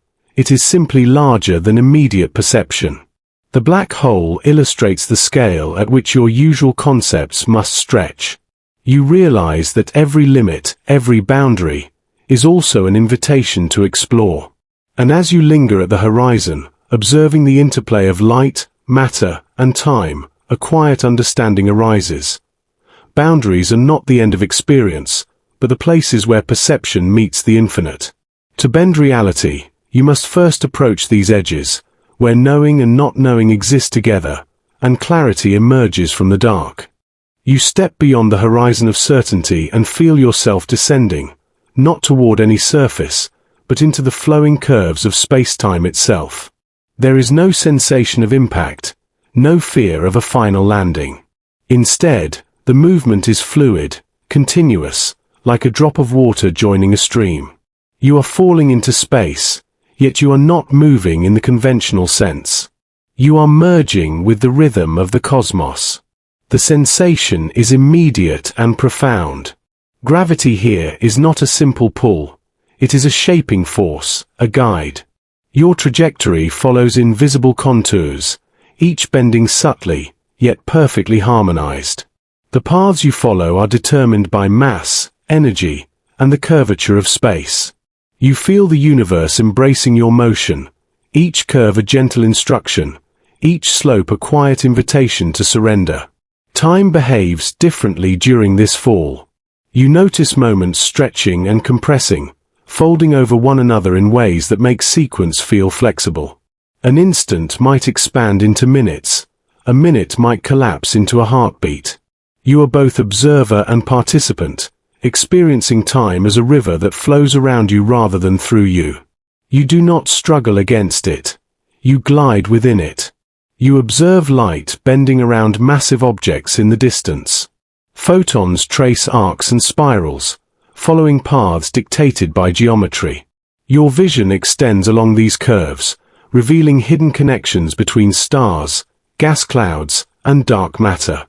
Even the emptiness between celestial bodies is alive with structure, carrying the echoes of forces you cannot touch but can sense. The universe is a dynamic web of interaction, and your fall moves in harmony with it. Your body experiences a subtle sense of weightlessness. Muscles relax as the familiar sensation of gravity softens. There is no urgency, no need to resist. Falling is not a loss of control, but a way of attuning yourself to the natural rhythm of space. Each curve of spacetime guides you gently, like a lullaby sung by the universe itself.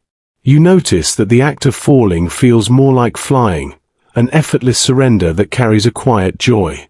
You notice the interconnectedness of all things as you move. The curvature of space around you is influenced by distant masses, the rotation of galaxies, and even the smallest particles. Every trajectory is a response to these invisible presences. You sense that your fall is part of a vast choreography, a dance in which each motion is both influenced by and influencing the larger system. You are a participant, not separate from the cosmic web. The flow of energy becomes tangible. Waves of gravity ripple through space, carrying information across immense distances. You sense them as subtle undulations, moving through your awareness like currents in an ocean.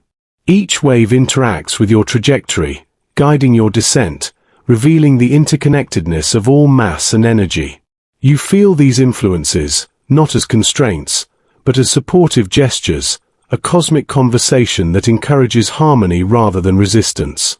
Time and space are inseparable in this experience. Each movement through one is a movement through the other.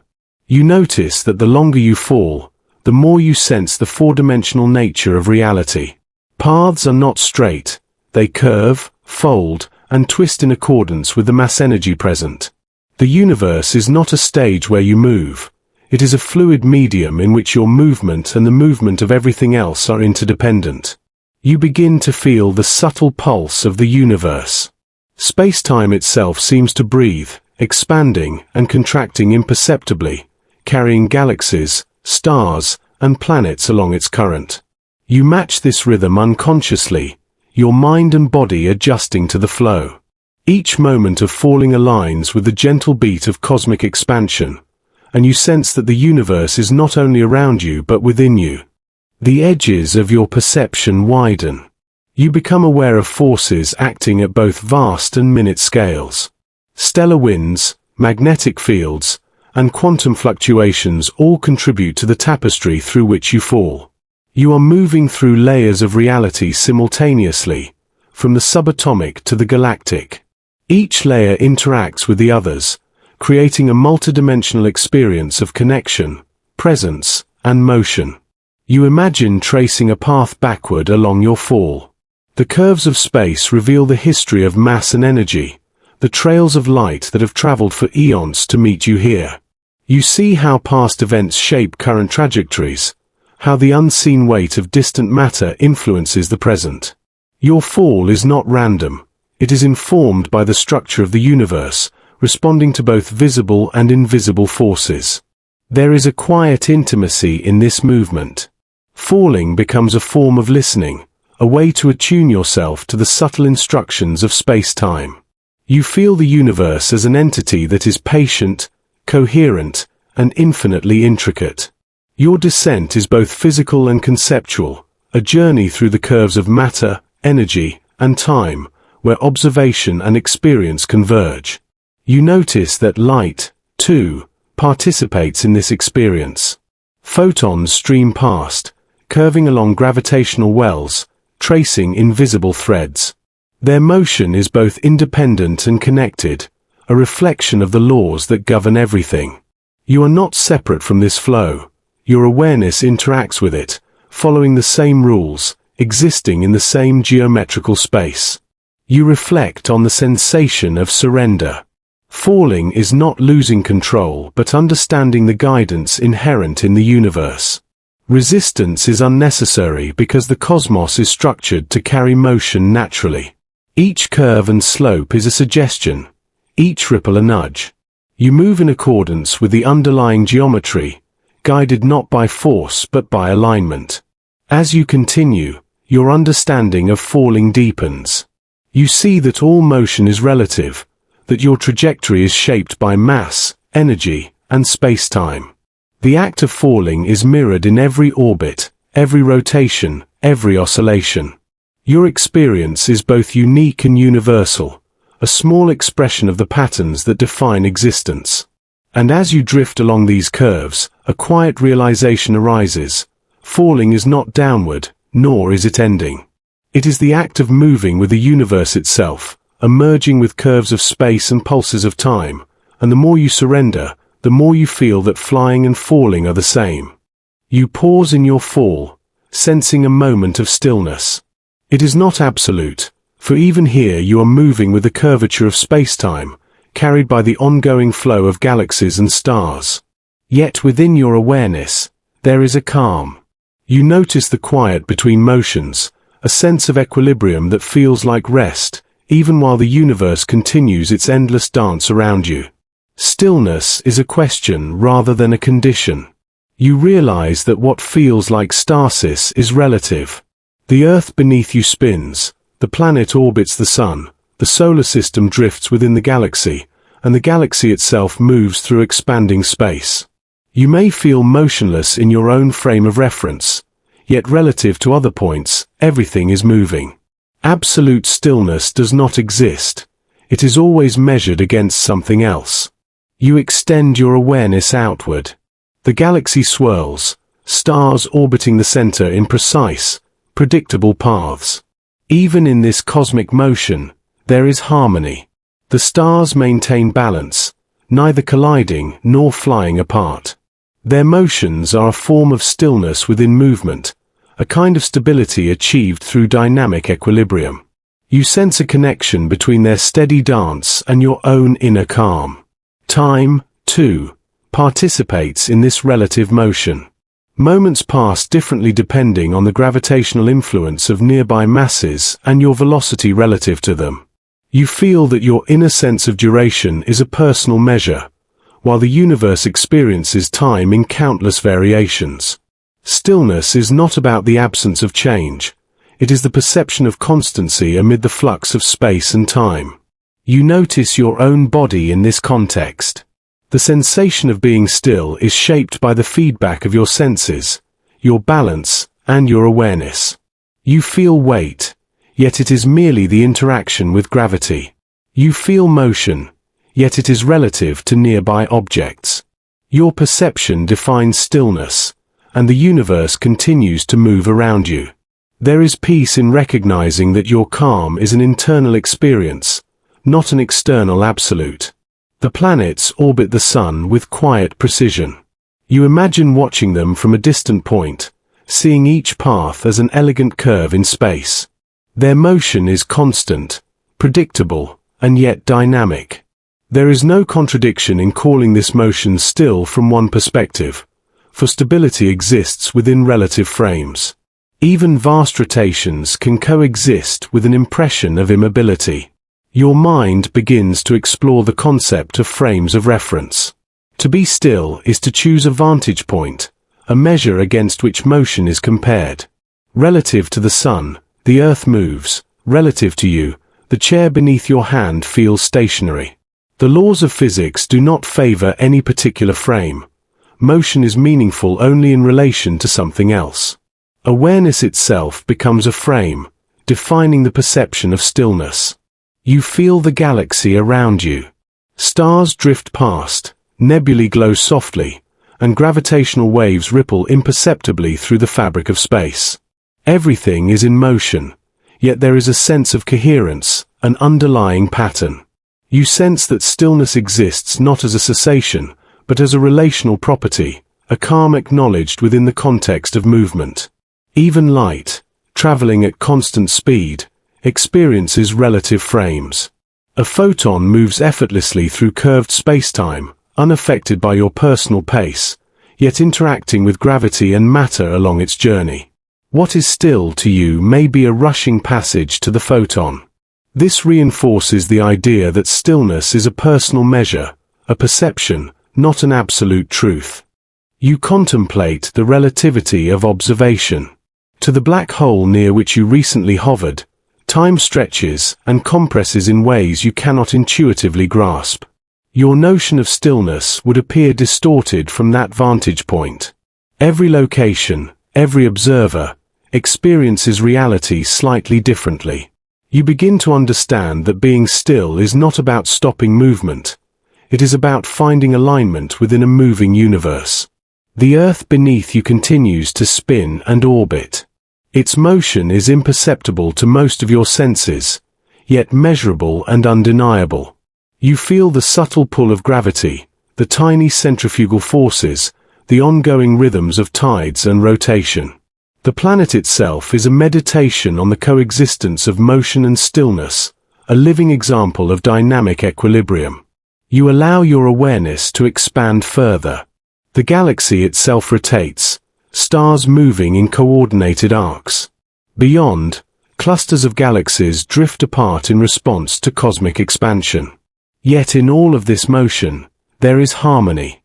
Even when every component is moving, the system maintains coherence. Stillness is experienced as a relative calm, a perception embedded within the constant flow of space and time. You notice how this understanding affects your inner state. Your thoughts slow, your breath aligns with your sense of place, and your body relaxes. Stillness becomes not an absence, but an acceptance. You are not in conflict with movement. You are part of it. By recognizing relativity, you align your perception with the ongoing rhythm of the cosmos. Even the forces acting on you, gravity, magnetism, and inertia, participate in this equilibrium. They shape motion, define paths, and maintain balance. Their influence is constant, yet subtle, contributing to the sense of calm you feel. The universe is a network of interaction, and within it, stillness is a measure of internal coherence, not cessation. You reflect on Einstein's insight. Motion and rest are relative. There is no universal frame of reference, no absolute center. What feels still to one observer is moving to another, yet both perspectives are valid. You begin to perceive calm not as external, but as the alignment of awareness with the flow of the universe. You extend your mind outward again. Galaxies drift, stars orbit, and cosmic expansion continues. The motions are immense, yet imperceptible on the scale of your perception. Stillness is your interpretation, your inner frame chosen in response to the outer flows. By understanding relativity, you grasp how perception shapes reality, how calm and motion coexist seamlessly. And as you remain in this moment, the quiet thought arises. Stillness is never absolute, yet it exists whenever you choose your frame, aligning awareness with motion, and finding peace not in stopping, but in flowing with the universe itself. You float quietly, aware of the subtle rhythms that pulse through the cosmos. Space is not empty. It carries waves and vibrations that traverse immense distances. Gravity ripples outward, moving unseen through the fabric of space-time. You sense these motions as a faint resonance, a low hum beneath the awareness of ordinary perception. The universe is alive with soundless music, each movement an integral note in a continuous, unbroken composition. Orbits reveal themselves as melodies. Stars revolve around galactic centers, planets circle stars, and moons dance along their curves. Every motion has a cadence, a timing born of geometry and mass.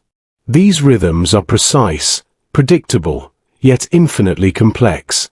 You notice the interplay of these orbits, overlapping harmonies that create patterns of motion resembling a cosmic symphony. The larger the scale, the slower and deeper the notes, yet their resonance reaches you, subtle but undeniable. Gravitational waves travel like the gentle swell of a vast ocean. Colliding stars, merging black holes, and shifting masses send vibrations through space. You cannot hear them in the traditional sense, but your awareness detects them, a movement of energy that brushes through consciousness like a soft, persistent echo. You imagine each wave as a string plucked on a cosmic instrument, sending vibrations outward that intersect with countless other motions.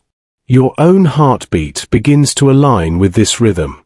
Each pulse of blood, each contraction of muscle, mirrors the larger patterns you sense. You are not separate from the music. Your body, your awareness, participates in it. Every movement you make resonates within the grand orchestration of the universe. You are a performer and an audience simultaneously, attuned to forces that extend far beyond immediate perception. Time contributes to the melody. Moments do not pass in isolation. They interact, overlap, and stretch, producing rhythms that echo through space-time. You feel the lengthening and shortening of intervals as if listening to the pulse of the cosmos. A second here may carry the weight of centuries elsewhere. The perception of timing is relative, yet it integrates into the universal composition, creating patterns that are both local and global. You watch light curve along gravitational wells. Photons follow paths dictated by geometry, bending around massive objects. Their motion is part of the music, subtle glimmers, each trajectory a note in the cosmic score. You realize that even what seems silent carries meaning. Light is the melody's instrument, tracing arcs and spirals that reveal the structure of the universe to attentive observation. You notice smaller scales echoing the same patterns. Particles orbit atomic nuclei, electrons vibrating with energy, photons interacting and entangling. Waves of probability ripple across quantum fields, creating their own delicate, intricate patterns. Every scale participates in the overarching symphony, and you sense that music is not only metaphorical. It is a property of dynamic interaction, of energy moving through matter and space. You imagine gravity as the conductor of this orchestra. Invisible and impartial, it organizes motion, maintaining rhythm and coherence. Mass and energy respond to its cues, following trajectories that harmonize with surrounding patterns. Even without a listener, the music exists, and yet by being present, you perceive it, completing a cycle of awareness that bridges physical movement and conscious experience. You expand your awareness to encompass galactic clusters. Their collective motion, their rotation, their drift in expanding space contributes a deeper, slower layer of soundless music. You feel the cadence of cosmic expansion, subtle and persistent, as if the universe itself breathes in time with these large-scale motions. Your perception stretches to include these rhythms, integrating them into the overall experience of being. You feel gravitational lensing bend your perception, shaping how distant stars appear and how their paths converge.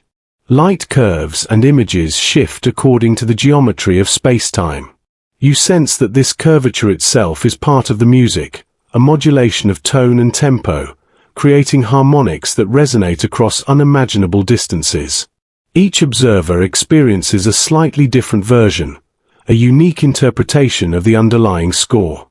Your thoughts begin to intertwine with the music. Ideas, memories, and reflections follow patterns that mirror the celestial rhythms. You notice the interplay between mental motion and cosmic motion. Awareness itself has a cadence, echoing the external universe. You recognize that perception is an instrument, and your mind participates in the universal symphony, not as an interruption, but as a complementary resonance. You notice the elegance in all this movement. No collision is wasted, no trajectory chaotic. Every orbit, every ripple, every wave of energy contributes to the coherence of the whole. The music is continuous, never silent, never ending. You sense that reality itself is a performance, one in which the observer is inseparable from the performance, shaping it by noticing, by being. Even the apparent void between stars carries a subtle tone. Empty space is not inert, it hums with potential, with the tension of forces yet to act. Gravitational fields, electromagnetic fluctuations, and quantum interactions all contribute faintly to the resonance you perceive. Silence, it turns out, is a relative concept, for emptiness itself participates in the cosmic composition. You consider the idea of resonance more deeply. When systems align, planetary orbits, tidal forces, oscillations of quantum fields, they amplify certain notes, creating stronger harmonics. When they are slightly out of sync, interference occurs, subtle variations ripple through space. You sense that harmony is not fixed but dynamic, emerging from the continuous negotiation of forces across scales. Your presence is part of this subtle negotiation. By perceiving, you integrate into the network of interactions. Awareness amplifies resonance, attention guides perception, and observation adds a layer of participation. You are not an outside witness, you are inside the music, shaping and being shaped simultaneously. Every inhale and exhale aligns with distant waves, every thought and heartbeat contributes to the unfolding score. You notice that this music has no beginning and no end. It has no conductor in the human sense, no written score, yet it persists. Patterns emerge, evolve, and dissolve, maintaining coherence without stasis. You sense that reality itself is composed of movement and interaction, of curvature and connection, producing rhythms that are perceivable to those attuned. And as you float in this quiet, immense symphony, a thought surfaces. The universe sings in every curve, every orbit, every ripple of force. Even when you are silent, it continues. Yet your awareness is a note in this song, your attention a resonance that echoes through space-time, and in listening, you discover the music of reality itself. You begin by observing a pair of particles separated by vast distances. One rests here, near you, and the other drifts far away, perhaps across a galaxy, yet they are linked in ways you cannot see directly. The connection is instantaneous, a whisper without sound, a bond that transcends space. The particles respond to each other's states, aligned perfectly, as if aware of one another's existence. This phenomenon is entanglement. You notice that it defies intuition. In everyday experience, objects interact through contact or signals that travel at finite speeds. Yet here, the universe allows relationships that are immediate, synchronous, and independent of distance. Observation is a key. Your awareness affects the system. The particles' behavior is not fully determined until observed, and the bond between them is preserved regardless of separation. You reflect on the subtlety of this connection. Entanglement is gentle, invisible, yet pervasive.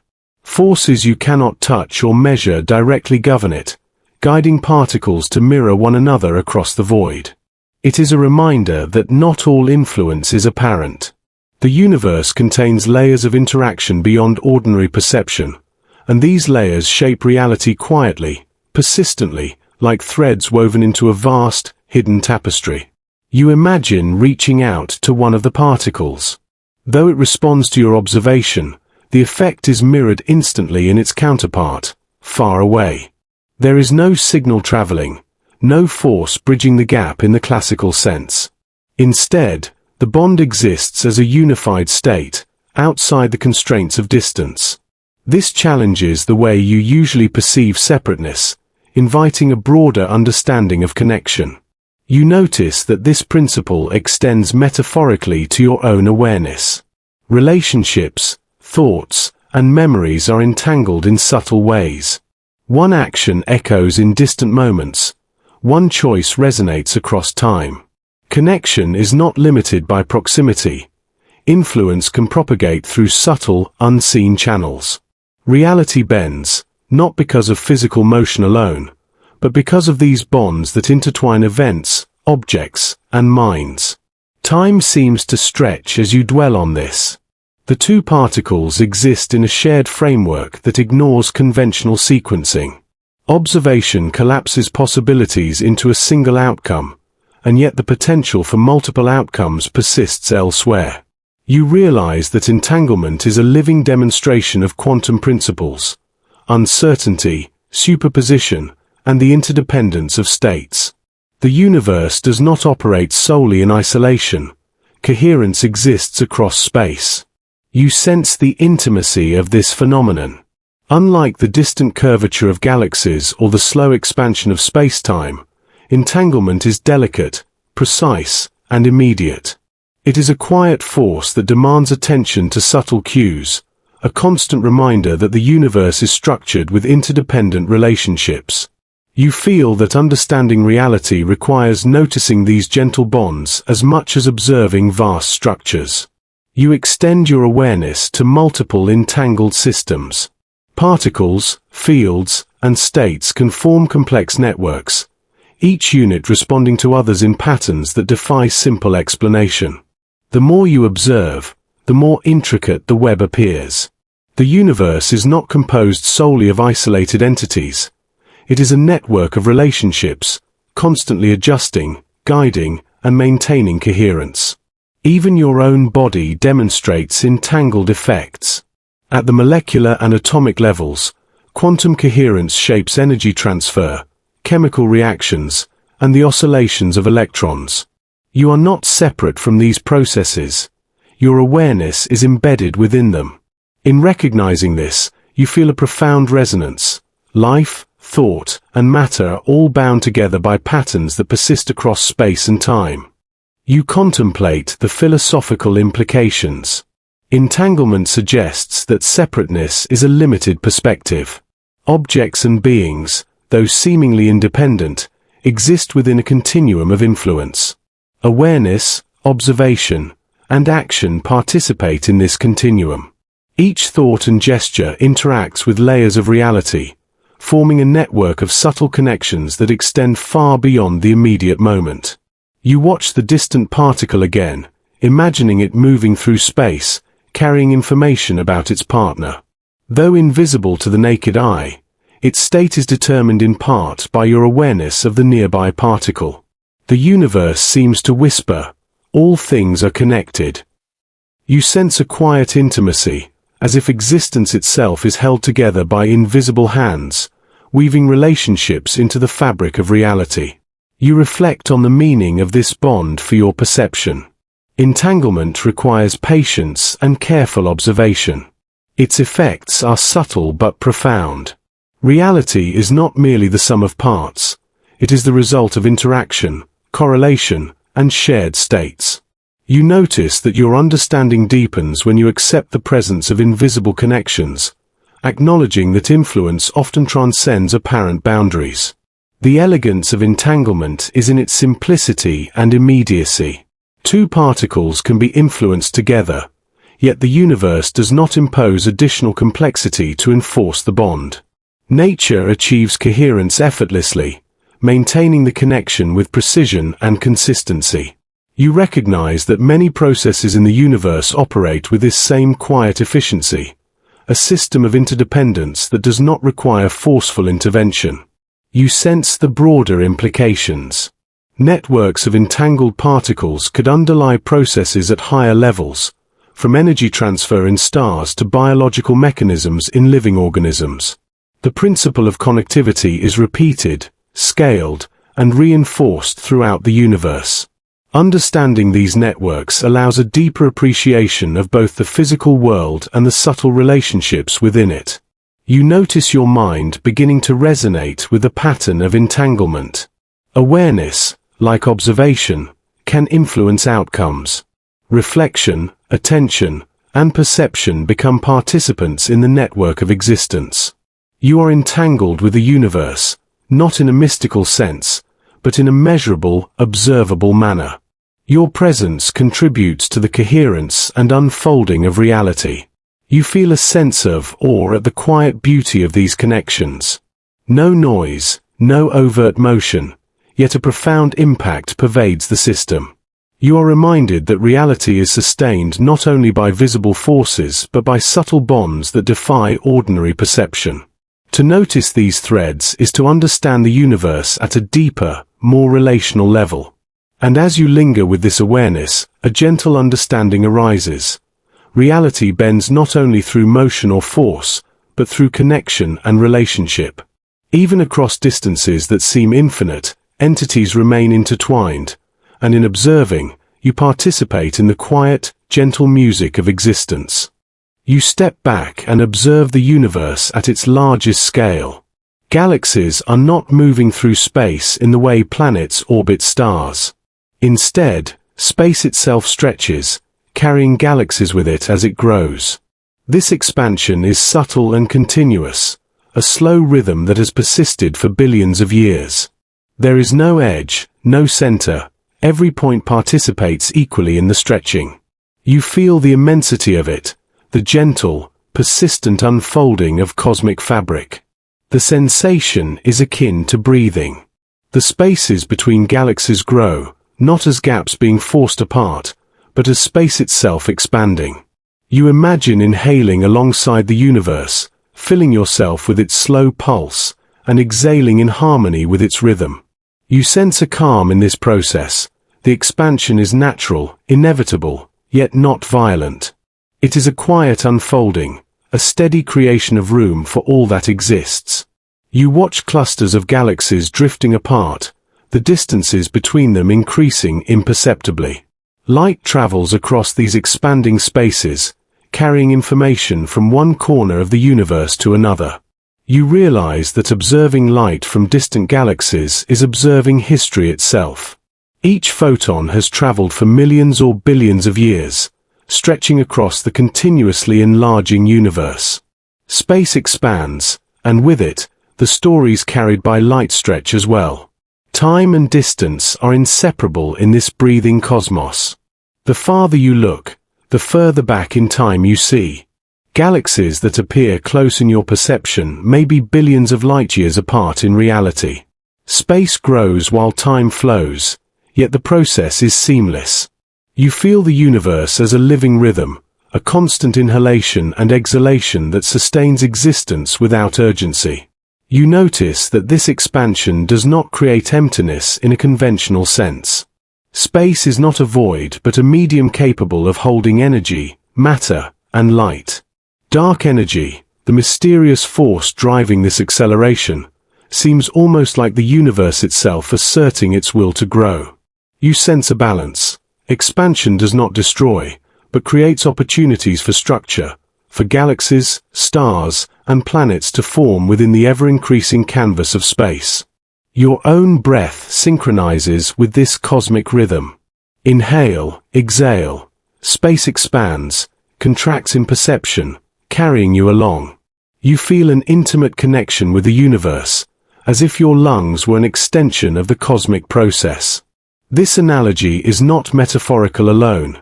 It is a felt resonance between your body and the broader structures of reality. You are part of the expansion, a participant in the rhythm of creation. You observe the effect of this stretching on light. Photons from distant galaxies are redshifted, their wavelengths lengthening as space grows between their source and your eyes.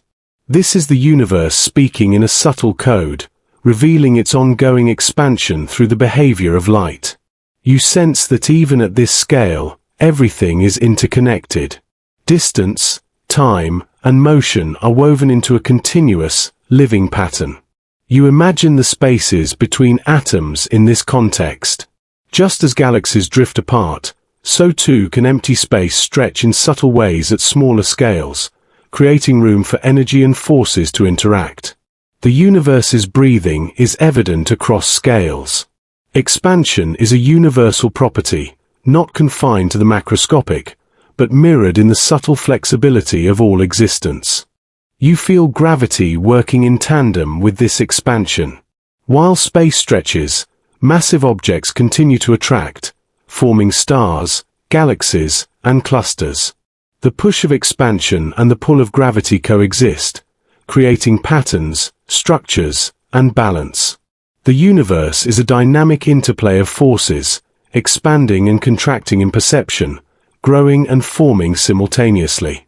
You sense that reality is an ongoing negotiation between these tendencies. Your awareness deepens as you watch voids and filaments forming the large-scale structure of the cosmos. Galaxies trace strands, outlining vast, web-like networks across the expanding space.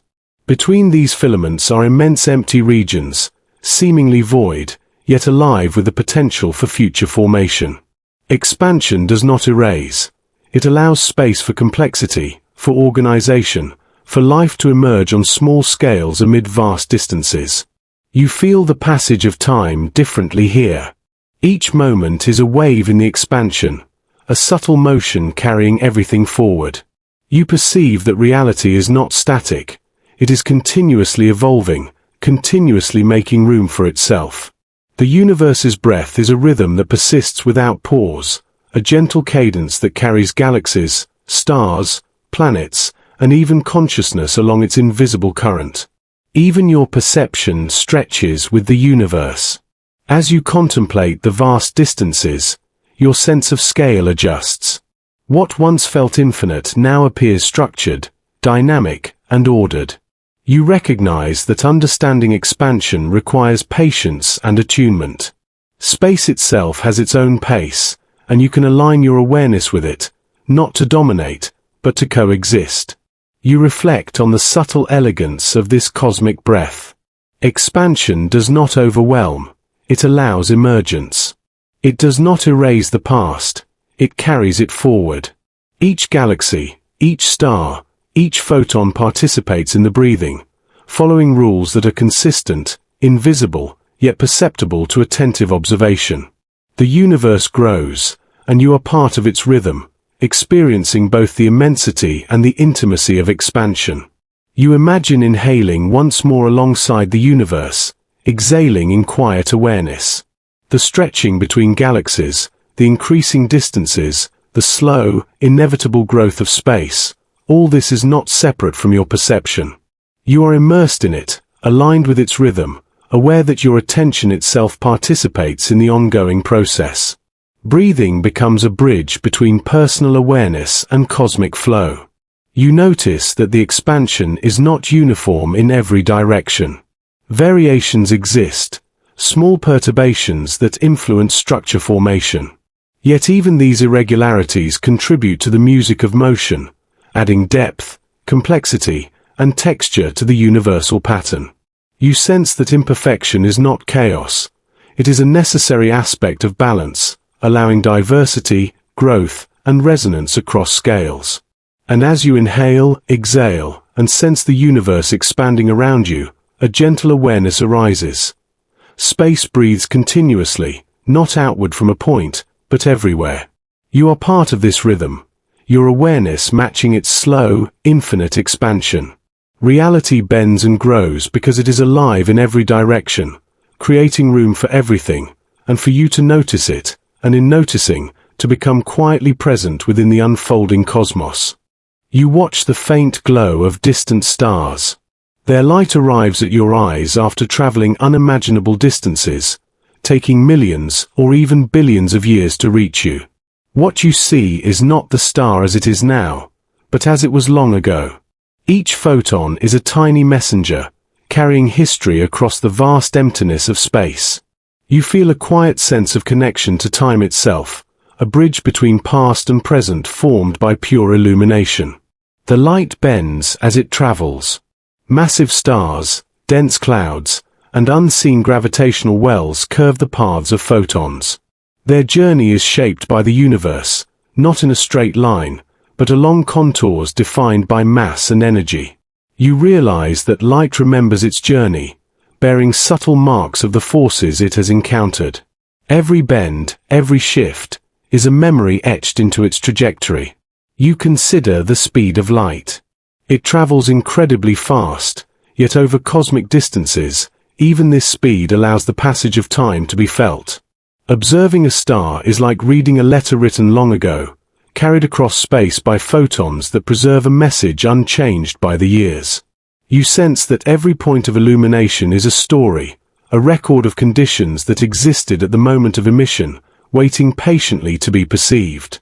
Even as you observe, the light interacts with your perception. Your retina absorbs photons, translating their energy into a visual experience. Observation completes a small cycle, history arrives, and awareness interprets it. You are both witness and participant. Without an observer, light travels silently, yet by seeing it, you integrate its memory into your conscious experience, connecting yourself to a distant past. The bending of light by gravity becomes apparent as you imagine galaxies between you and distant stars. Photons curve around massive objects, sometimes creating arcs, multiple images, or subtle distortions. You feel that the universe itself guides the photons, influencing the story they tell. This bending is not random. It is shaped by the invisible structure of spacetime, and every photon carries the imprint of the journey it has traveled. You contemplate the vast emptiness that light crosses. Between stars and galaxies, there is almost nothing, a vacuum where photons travel uninterrupted. Yet even this nothingness contributes to the experience of light. Dark energy stretches space, subtly affecting the timing and distance of arrival.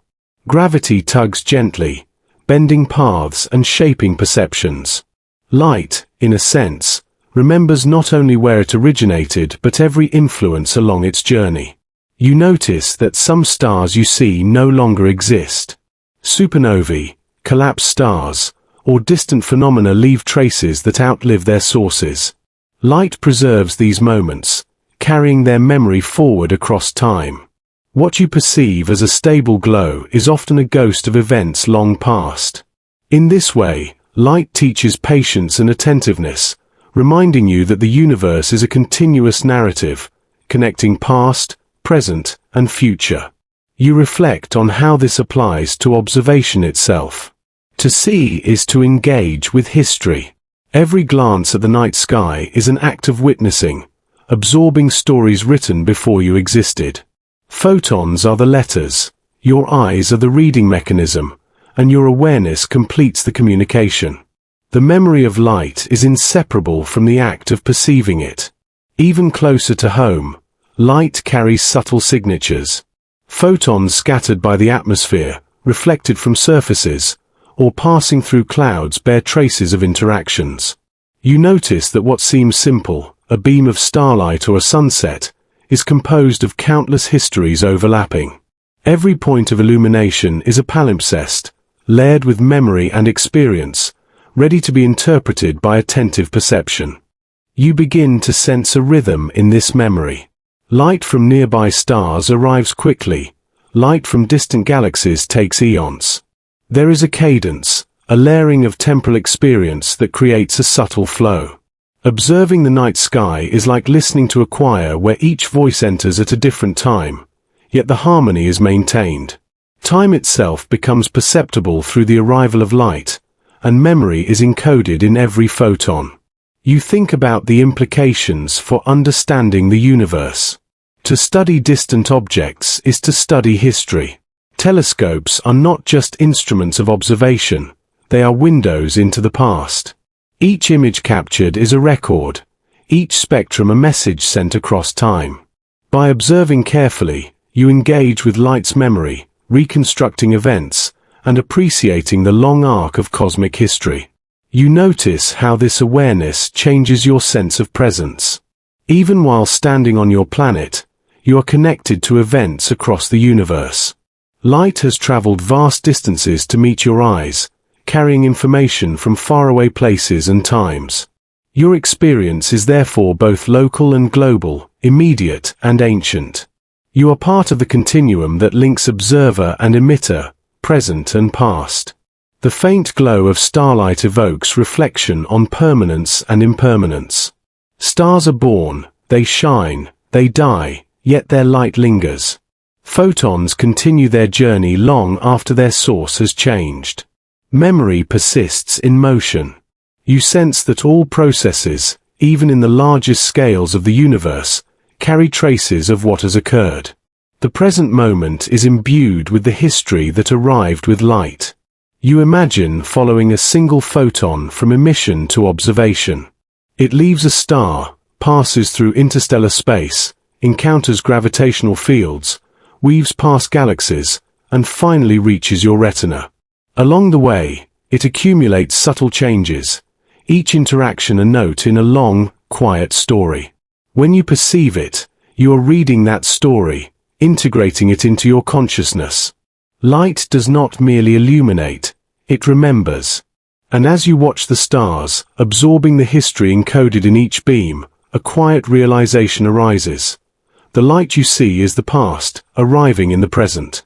It bends, shifts, and curves along invisible paths, carrying memory of distant places and long-ago events. Each photon is a story, each gaze a witness, and in observing, you participate in the continuum of cosmic memory. You begin by imagining the universe as a whole. Galaxies drift, stars shine, and space stretches outward. At first, it is natural to search for a central point, a location from which all motion originates. Yet the more you observe, the more apparent it becomes. There is no single center. Every region expands equally. Every point is at the center of its own perception of distance. The universe has no preferred origin. It exists as a continuous, interconnected expanse. From this perspective, you notice that expansion is uniform. Every galaxy seems to drift away from every other, and yet no galaxy occupies a privileged position. Distances increase proportionally, giving the impression that all are moving outward from one another. This is not movement in the traditional sense. Rather, space itself grows, carrying every object along. You sense that the universe's structure is democratic, in a way, allowing every location to experience the same cosmic unfolding. You reflect on your own position within this structure. Here, in your immediate surroundings, you are as much the center as any distant star. The universe expands around you, yet from your point of view, everything else appears to recede. This is not egocentric thinking, but a natural property of how expansion operates. Observers experience their own vantage points, and every perspective is valid.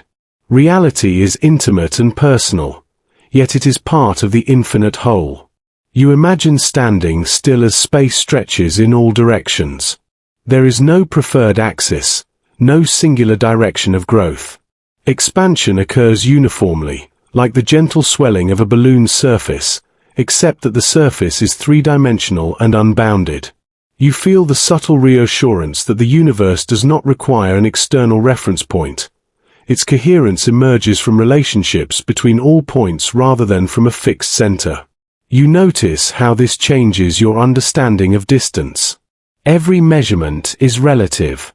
One galaxy seems far away, yet from its perspective, your location would also appear distant.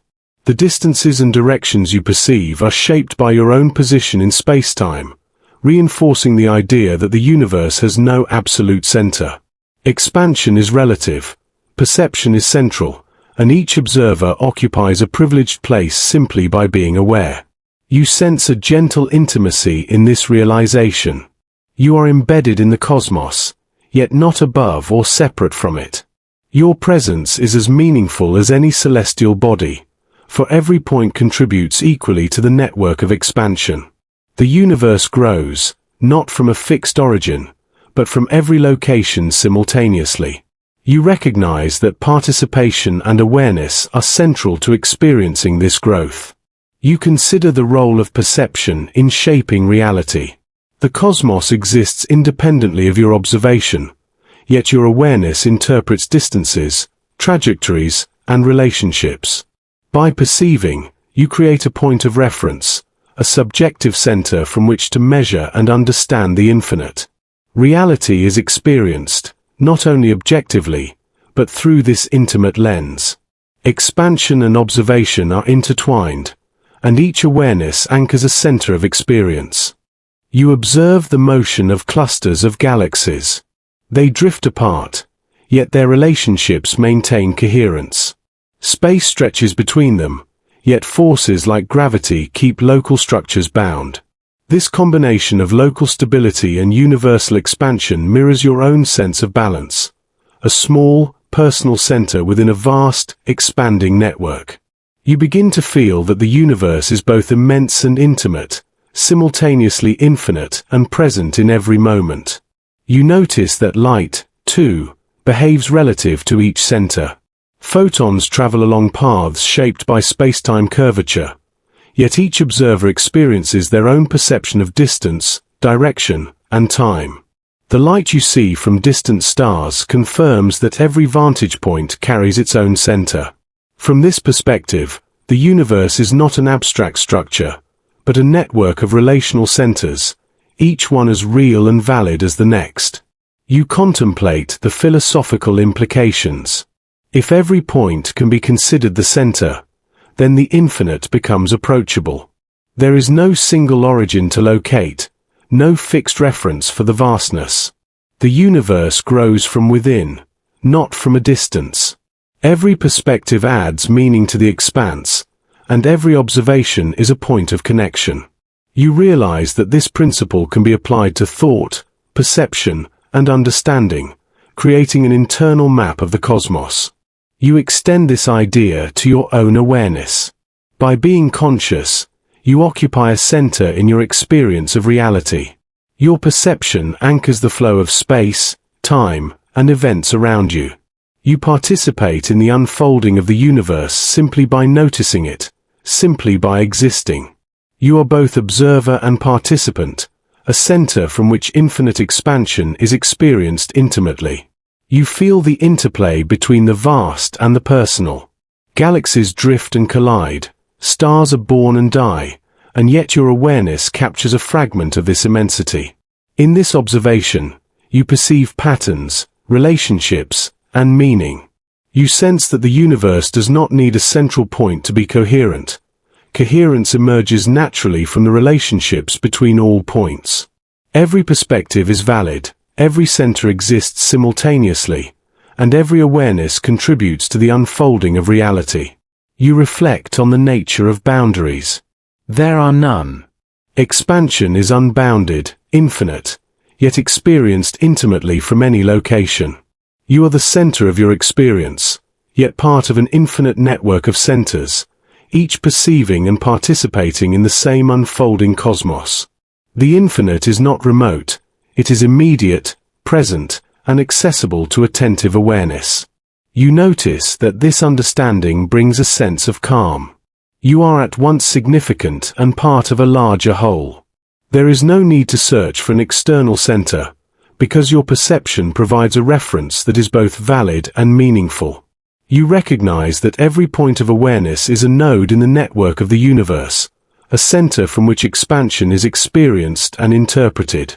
You imagine the universe breathing outward from every point, carrying every observer along. Expansion, perception, and awareness are intertwined. You feel the subtle beauty of being simultaneously small and central, part of infinite motion and intimate experience.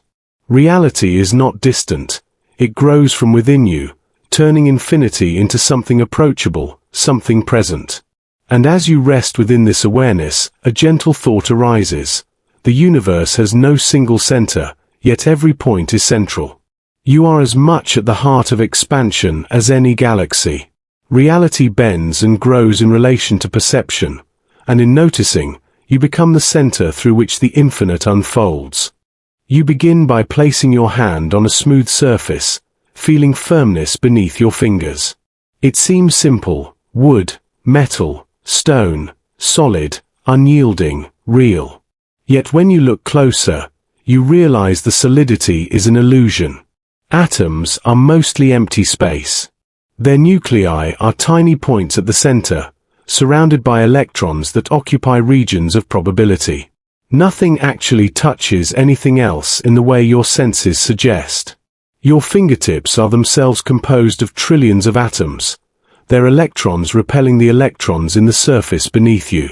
The sensation of resistance, the perception of solidity, arises from electromagnetic forces. When you press gently, the atoms do not compress in a classical sense. Instead, the electron clouds push against one another, preventing collapse. Touch, in essence, is a negotiation of forces rather than direct contact. You feel the paradox. What seems solid is mostly emptiness. Yet that emptiness is not inert. Fields govern behavior, creating boundaries and rules for interaction. The space between atoms hums with potential, and the repulsion of electrons maintains structure, stability, and form. Reality balances on this fine line between contact and separation, giving the impression of a continuous surface where none exists. You notice how this extends to larger objects. Chairs, tables, and walls appear dense, yet they are built from the same empty cores of atoms. Each object is a structure of interacting fields and probabilities, held together by forces that obey fundamental rules. Solidity is not a property of matter alone. It is a manifestation of how matter's subatomic components relate, resist, and maintain distance. Your mind drifts to the forces at play. Electromagnetism dominates your immediate perception of touch, but nuclear forces hold the nuclei together. Gravity is negligible at this scale but dictates the arrangement of matter in larger bodies. Each force contributes to the coherence of what appears solid. You begin to see touch as a conversation between fields, a subtle negotiation that your nervous system translates into sensory experience. You reflect on how perception interprets these interactions. Your brain receives signals from nerve endings responding to pressure, translating repulsion into the sensation of firmness. The information is processed as though matter were unbroken and continuous. Yet reality is more intricate. The continuity you perceive is a result of layered interactions at multiple scales, from quantum to macroscopic. Touch is not an absolute, it is a perception of the boundaries between fields. You extend your awareness to other senses. Sight relies on photons reflecting off surfaces. Sound is vibration traveling through material. Each perception assumes continuity, solidity, and density, even though the underlying reality is composed of discrete particles and empty space.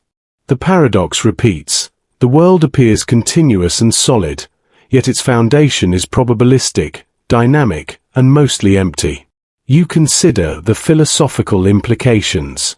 Solidity, which seems obvious, is a product of perception aligned with the laws of physics. Reality is not exactly what it seems. Every object is a compromise between presence and absence, a balance maintained by invisible interactions. The universe allows form to emerge from emptiness, giving you the sensation of tangibility without requiring actual physical contact at the atomic level. You explore the sensation of pressure. Pressing harder does not push one atom into another. It compresses the electron cloud slightly, increasing the force they exert. The atoms themselves remain intact, maintaining separation. You feel the fragility of this arrangement. It is stable, yet fundamentally governed by forces and probabilities. The solidity of the chair, the desk, or the floor is a product of invisible rules that operate beneath your perception. You notice the relationship between contact and distance. Even the tiniest change in electron configuration can alter the sensation of solidity. Fields overlap, creating boundaries that your senses interpret as surfaces.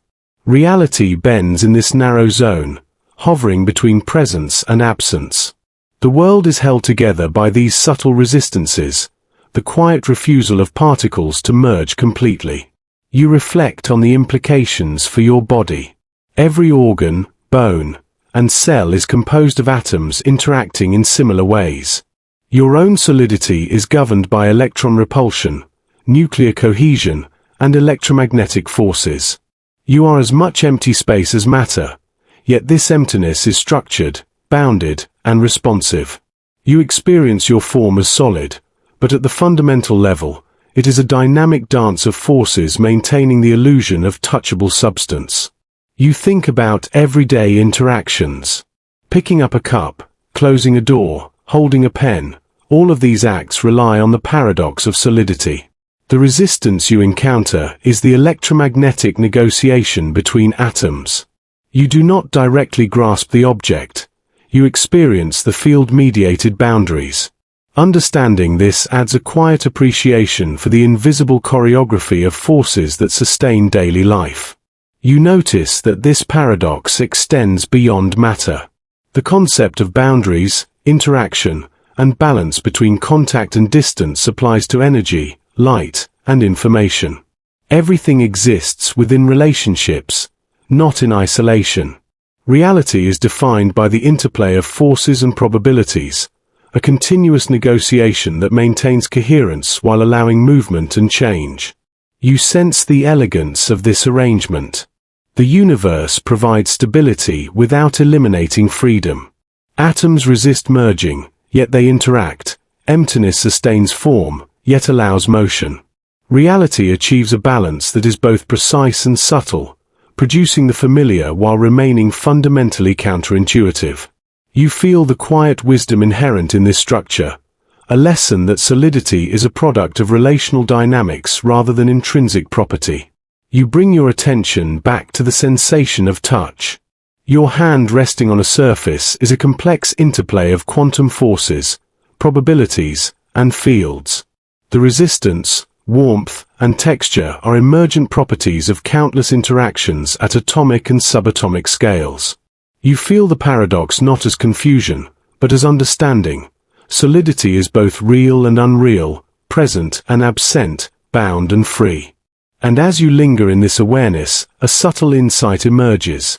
The world feels solid, yet it is mostly empty. Touch is not contact, but gentle resistance between fields. Reality bends between presence and absence, and in noticing, you perceive the quiet dance that sustains all matter. You begin by picturing a clock near a massive planet. Its ticking seems slower compared to a similar clock far away from any gravitational source. Time does not flow uniformly across the universe. Gravity bends not only space but time itself, slowing it where mass is concentrated.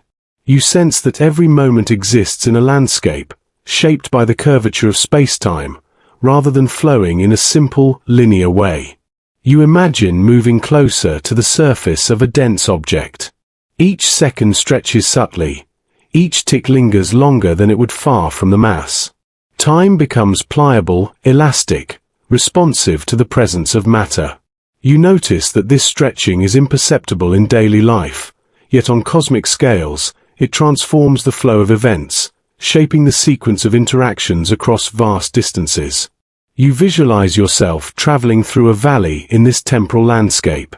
The slopes rise and fall with the distribution of mass, guiding motion without forcing it. The experience is gentle. Time does not resist your passage but curves around you naturally. Moments are not identical everywhere. They are conditioned by their position within space-time, much like rivers flowing along a topography of hills and valleys. You feel the relationship between time and observation. Clocks far apart run at different rates, yet communication across these differences is possible because the laws of physics account for curvature. The universe remains coherent despite the variability in temporal flow. You realize that your own perception adapts to these conditions, grounding experience within local time while remaining connected to the broader fabric of reality. You observe satellites orbiting Earth. Their clocks tick slightly faster than those on the planet's surface. Engineers must correct for these differences to maintain GPS accuracy. Even here, in systems we rely on daily, time is not absolute. It is contextual, shaped by gravitational fields.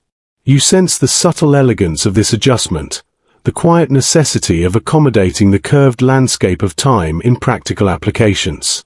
You imagine standing on a mountain, closer to space than those in the valleys below. Time for you passes a fraction faster, imperceptibly yet undeniably. Each person experiences a slightly different temporal rhythm depending on their position relative to massive objects. You realize that every observer carries a personal map of time, conditioned by local curvature and motion. Awareness itself is embedded in this living temporal geometry.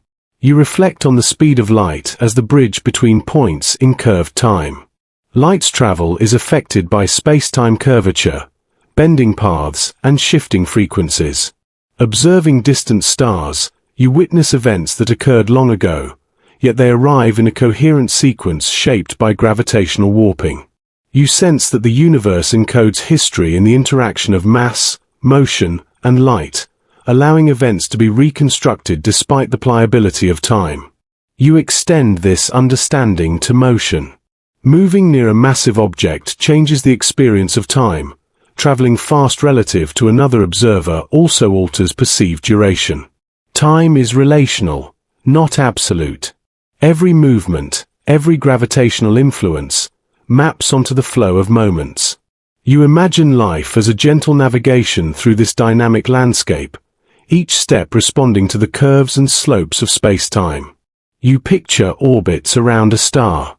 Planets follow paths dictated by the curvature of space and the flow of time. These orbits are natural expressions of the geometry, not enforced by invisible strings. You feel that the universe operates as an elegant dance, timing each motion in accordance with the shape of space-time. Gravity and temporal flow are inseparable partners, guiding matter in harmonious patterns. You notice how causality is preserved despite curvature. Effects follow causes, yet the rate at which events unfold depends on local conditions. You begin to imagine history as a topographical map. Valleys and peaks define the tempo of occurrence, while rivers of motion trace connections between events. The universe is coherent, not rigid, and every observer participates in this dynamic mapping of time. You reflect on your own experience of life. Moments are not isolated. They are slopes, hills, and valleys in the landscape of time shaped by mass, motion, and perception. Each heartbeat, thought, and action exists within local temporal curvature, aligned with broader flows across space-time. Awareness itself participates in this shaping, grounding the experience of past, present, and future within a living framework. You imagine approaching a black hole. The curvature of time becomes extreme. A second for you outside, its influence stretches to eternity near the event horizon. Time is no longer uniform. It bends dramatically, highlighting the relativity of moments. You sense the power of gravity to sculpt temporal experience, and with it, the profound intimacy of the universe's geometry. You notice that even here, events remain consistent.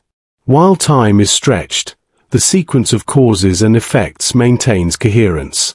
Observers distant from the black hole perceive accelerated motion relative to the extreme slowing near the horizon. Yet the physical laws remain unchanged. Curvature affects experience without violating order. You sense a quiet balance in this adjustment, a cosmic understanding that every position shapes temporal perception. You consider the scale of these effects. On human scales, variations are small, almost imperceptible. Yet on planetary, stellar, and galactic scales, the differences accumulate, shaping history and the flow of energy. Events that appear simultaneous in one frame may be staggered across another. You feel the elegance of a universe that accommodates variability, preserving structure while allowing flexible temporal expression. You imagine creating a map of curved time. Every mass, every motion, every gravitational well is a contour on the surface. Rivers of events flow along slopes, rising and falling with the influence of matter. You trace paths through this landscape, observing the effect of curvature on the rate of progression. Time becomes a living terrain rather than a rigid, linear backdrop. You extend your awareness to light and communication. Signals travel along the contours, reaching observers with delays shaped by curvature. Messages from distant stars arrive according to the warped geometry of space-time. Observation itself becomes an act of navigating this landscape, interpreting events relative to position and gravitational influence. Time is relational, flexible, and mapped through interaction. You feel a subtle awareness. Your existence is embedded within this map. Each moment you live is a slope, a curve, a contour on the landscape of space-time. Awareness allows you to perceive and integrate this curvature. You participate in the living geography of time, moving through it while simultaneously observing it. Every choice, action, and perception is an engagement with curved reality. And as you trace this landscape, a quiet realization arises. Time is not uniform, it bends with mass and motion. Every moment is a slope, every event a contour in the living terrain of space-time. Your perception is part of this map, and by noticing, you navigate the curves, feeling the subtle rhythm of a universe that flows in harmony. You begin by observing your surroundings, sensing the space you occupy. Every step, every gesture, subtly interacts with the world around you. Gravity tugs at your body, pulling you toward the Earth, yet your mass itself bends space-time ever so slightly. You are not merely within the universe. You are a participant in its geometry, a node in the intricate web of curves and contours that define existence. You notice that every choice you make alters the environment in small ways. A movement redirects air, a glance shifts attention, a thought influences perception. These ripples are subtle, imperceptible on cosmic scales, yet they demonstrate the principle that observation and action are inseparable from the fabric of reality. You begin to feel that awareness is not passive, but a form of influence, a way of interacting with space-time itself. You reflect on how your body interacts with the world. Your mass curves space-time, however slightly, affecting objects and particles in your vicinity. You may not feel this influence, yet it exists as part of the universe's continuous geometry. Every heartbeat, every motion, contributes to the ongoing shaping of the world. You are both observer and participant, embedded in a field of cause and effect that stretches outward from your presence. You extend your awareness to thought and perception. Ideas form, fade, and interact with one another. Your mind processes the flow of time, the rhythm of life, and the contours of the world around you. Just as matter curves space-time, your awareness bends the perception of reality. Thoughts ripple through your consciousness, influencing your understanding, shaping your actions, and subtly interacting with the world you inhabit. You imagine your influence extending beyond the immediate. Each decision sends faint waves into the environment, touching objects, people, and even situations you may not immediately perceive. The effect is small, yet cumulative. You feel that reality is not fixed, but responsive, adjusting to the presence of awareness, adapting to the choices made by those who perceive it.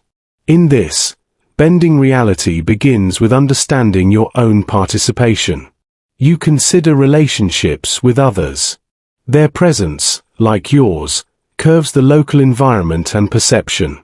Interactions create a network of influence, like overlapping fields of gravity, where each node affects the whole.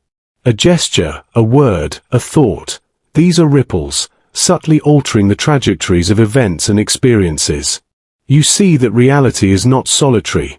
It is relational, shaped by multiple centers of perception interacting across space and time. You reflect on how this principle scales. In the universe, massive objects curve space-time and influence motion across vast distances. On human scales, your mass is tiny, yet influence exists in a similar form, small, local, but real.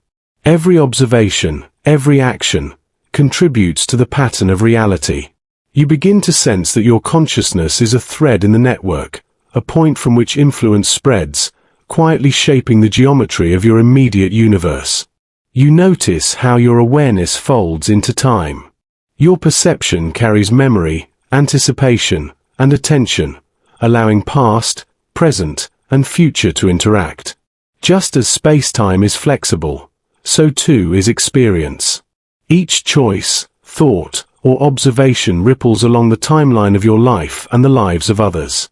You are embedded in a living continuum, not simply passing through it, but actively engaging with its curvature and flow.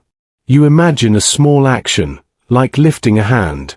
That motion, in addition to moving mass, redirects energy and shifts perception. You see that every interaction, no matter how subtle, has consequences that echo outward. Your influence is continuous, a gentle shaping of reality through being and awareness. You realize that to bend reality is not to exert force from the outside, but to recognize the existing influence you carry in every moment. You sense the elegance of interconnectedness. Every object, person, and particle is part of a dynamic field of interaction. Awareness amplifies this effect, translating subtle physical influence into conscious perception. Reality becomes a canvas in which your choices, observations, and thoughts leave marks. You feel that the universe is responsive, not in a mystical sense, but through the natural consequences of presence and interaction. You notice your own rhythms, breath, heartbeat, thought, and motion. Each of these creates a local curvature, a signature within the field of reality. Awareness deepens this effect, adding interpretation and intentionality. By noticing, you contribute more than mass. You contribute perspective, direction, and coherence. Your consciousness is a locus of interaction, a place where the geometry of spacetime meets the flow of perception. You extend your reflection to space itself. Your presence occupies volume, interacts with forces, and creates tiny curvatures in the surrounding geometry. Every motion, conscious or unconscious, is part of this continuous shaping. Time, space, matter, and awareness interweave to form an ongoing dialogue. Reality is not static.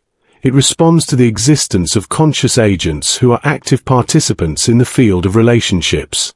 You begin to perceive your awareness as a form of influence akin to gravity. You do not push or pull objects through force alone. Your perception, attention, and choices ripple through the field of events. Reality bends gently, responding to the interactions of multiple centers. You feel that every thought, every awareness, contributes to the ongoing shaping of the world, even if only in subtle, cumulative ways. You reflect on the unity of presence and perception. The self is not merely a body in space, it is an extension of the geometry of the universe. Every sensation, decision, and awareness merges with the contours of spacetime, becoming part of a larger network of influence. To notice, to choose, to observe, these acts are not separate from reality. They are the means by which you interact with and subtly bend the world around you. You consider the implications of this awareness for your life. Every interaction, from the smallest movement to the most significant decision, carries weight in the structure of reality. You are not passive. Your existence shapes the local environment, ripples through the network of observers, and subtly guides the unfolding of events. In this, bending reality is less a mystical act and more a recognition of the natural influence inherent in being. You feel the quiet power of presence. By existing and perceiving, you engage with spacetime and the network of reality. Your influence is small but tangible, subtle but continuous. Awareness is not separate from matter or energy. It is part of the ongoing structure of the universe.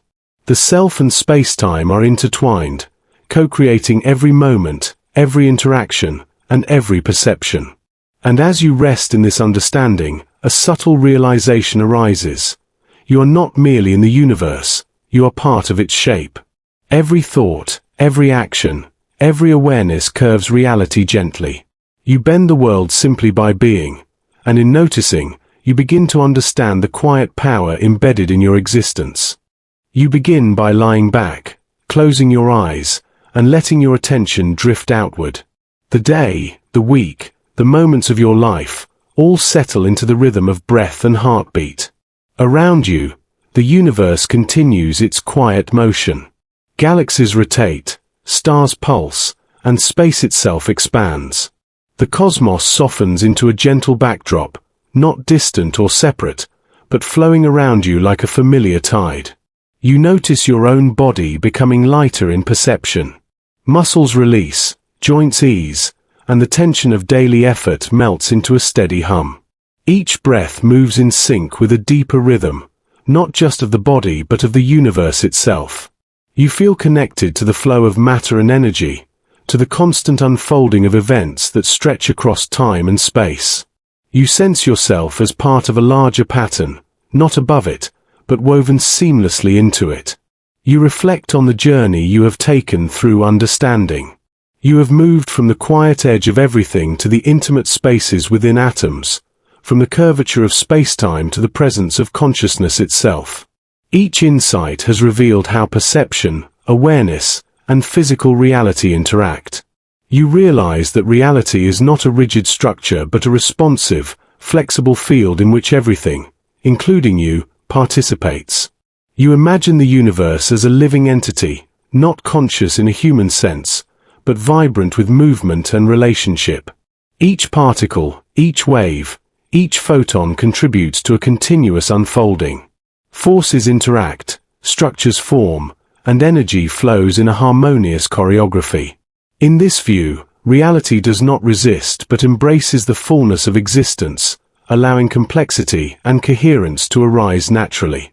You feel your thoughts slow. Ideas drift past, unhurried, like leaves carried by a calm stream. Memory, anticipation, and attention settle into a gentle ebb. You are aware of past and future, yet presentness dominates, the immediacy of being in this moment, connected to both the subtle curvature of space and the flow of time. Awareness becomes a calm observation, not a striving, a receptive participation in the ongoing process of unfolding. You consider the curvature of your own experience. Every action, every choice, every interaction has left its mark, subtle and enduring. The world has responded, not dramatically, but cumulatively. You feel how life itself bends around you, and you around it. Awareness and presence create ripples, shaping local realities and contributing to the broader network of existence. This insight brings a quiet sense of completion, a recognition of your role in the pattern of things. You extend this reflection to the larger universe. Stars burn, black holes bend spacetime, galaxies drift apart, yet all occurs without haste or friction. Expansion, motion, and energy flow are continuous, seamless, and ongoing. You sense that the universe does not need interruption or imposition to unfold. Its processes are inherent, self-sustaining, and patient. Observation simply reveals the elegance already in motion. You imagine the flow of events across scales. Subatomic interactions, planetary movements, stellar evolution, and galactic dynamics all follow natural principles, yet each is unique in detail. Patterns emerge without coercion. The universe's unfolding is a balance between freedom and structure, between randomness and law. You feel a resonance with this balance, a quiet alignment with the processes that shape everything from atoms to galaxies. You notice how this perspective softens your own inner experience. Stress, tension, and urgency fade. Life's challenges, while real, are small relative to the vast, unfolding continuum in which you exist. You perceive time and space not as constraints but as mediums of engagement, each moment an opportunity to interact gently with the ongoing expansion of reality. Presence itself becomes a form of alignment with the universe's rhythm. You reflect on how awareness shapes perception. By noticing, by being attentive, you contribute to the unfolding of experience. Choices, thoughts, and observations subtly adjust local realities. Each act of awareness is a small wave in the field of reality, a modulation of the ongoing processes around you. You feel that your participation is both natural and essential, a quiet form of co-creation that does not dominate but harmonizes. You imagine the flow of energy through space. Photons travel, forces interact, atoms vibrate, and matter persists in dynamic relationships. Expansion is continuous, yet it is not chaotic. Coherence emerges through interaction, like a symphony in which every note contributes to the whole. You feel that your consciousness, though small in scale, participates in this symphony, both influenced by and influencing the larger field of existence. You sense your body in space and time. You are a curve in space-time, a small but meaningful distortion of geometry, interacting with gravitational fields, energy flows, and surrounding matter. This interaction is subtle, almost imperceptible, yet it is constant. You are not separate from reality. You are its expression. Awareness and being, together, create a presence that contributes to the unfolding patterns of life and the universe. You notice the interconnectedness of all things. Stars, planets, living beings, thoughts, and forces are intertwined. Each influences the other, forming a continuous web of relationships. No element exists in isolation. Your existence, your awareness, your perception, all participate in this network, contributing to the ongoing unfolding in subtle but essential ways. You feel a quiet gratitude for this continuity. You reflect on the soft unfolding of the universe as a metaphor for life. Growth, change, and motion happen gently, without rush or force. Events arise naturally, guided by principles both simple and complex. You sense that by aligning with this process, by observing and participating without resistance, you experience a form of harmony. Awareness becomes a conduit through which the universe's gentle expansion can be appreciated and understood. You feel the universe within you. Every breath, every thought, every pulse resonates with the movement of the cosmos. Expansion continues, not just around you but metaphorically within, as awareness and perception unfold. Reality does not demand, compel, or coerce. It encourages participation, reflection, and gentle engagement. You sense that being present is sufficient to participate fully in the unfolding of existence. And as you rest in this awareness, a quiet truth emerges. Reality bends not to escape itself, but to embrace all that it holds. You are a curve in spacetime, a note in its infinite song. The universe unfolds gently, continuously, quietly, and by noticing, by resting in presence, you become part of that unfolding, intimately and completely.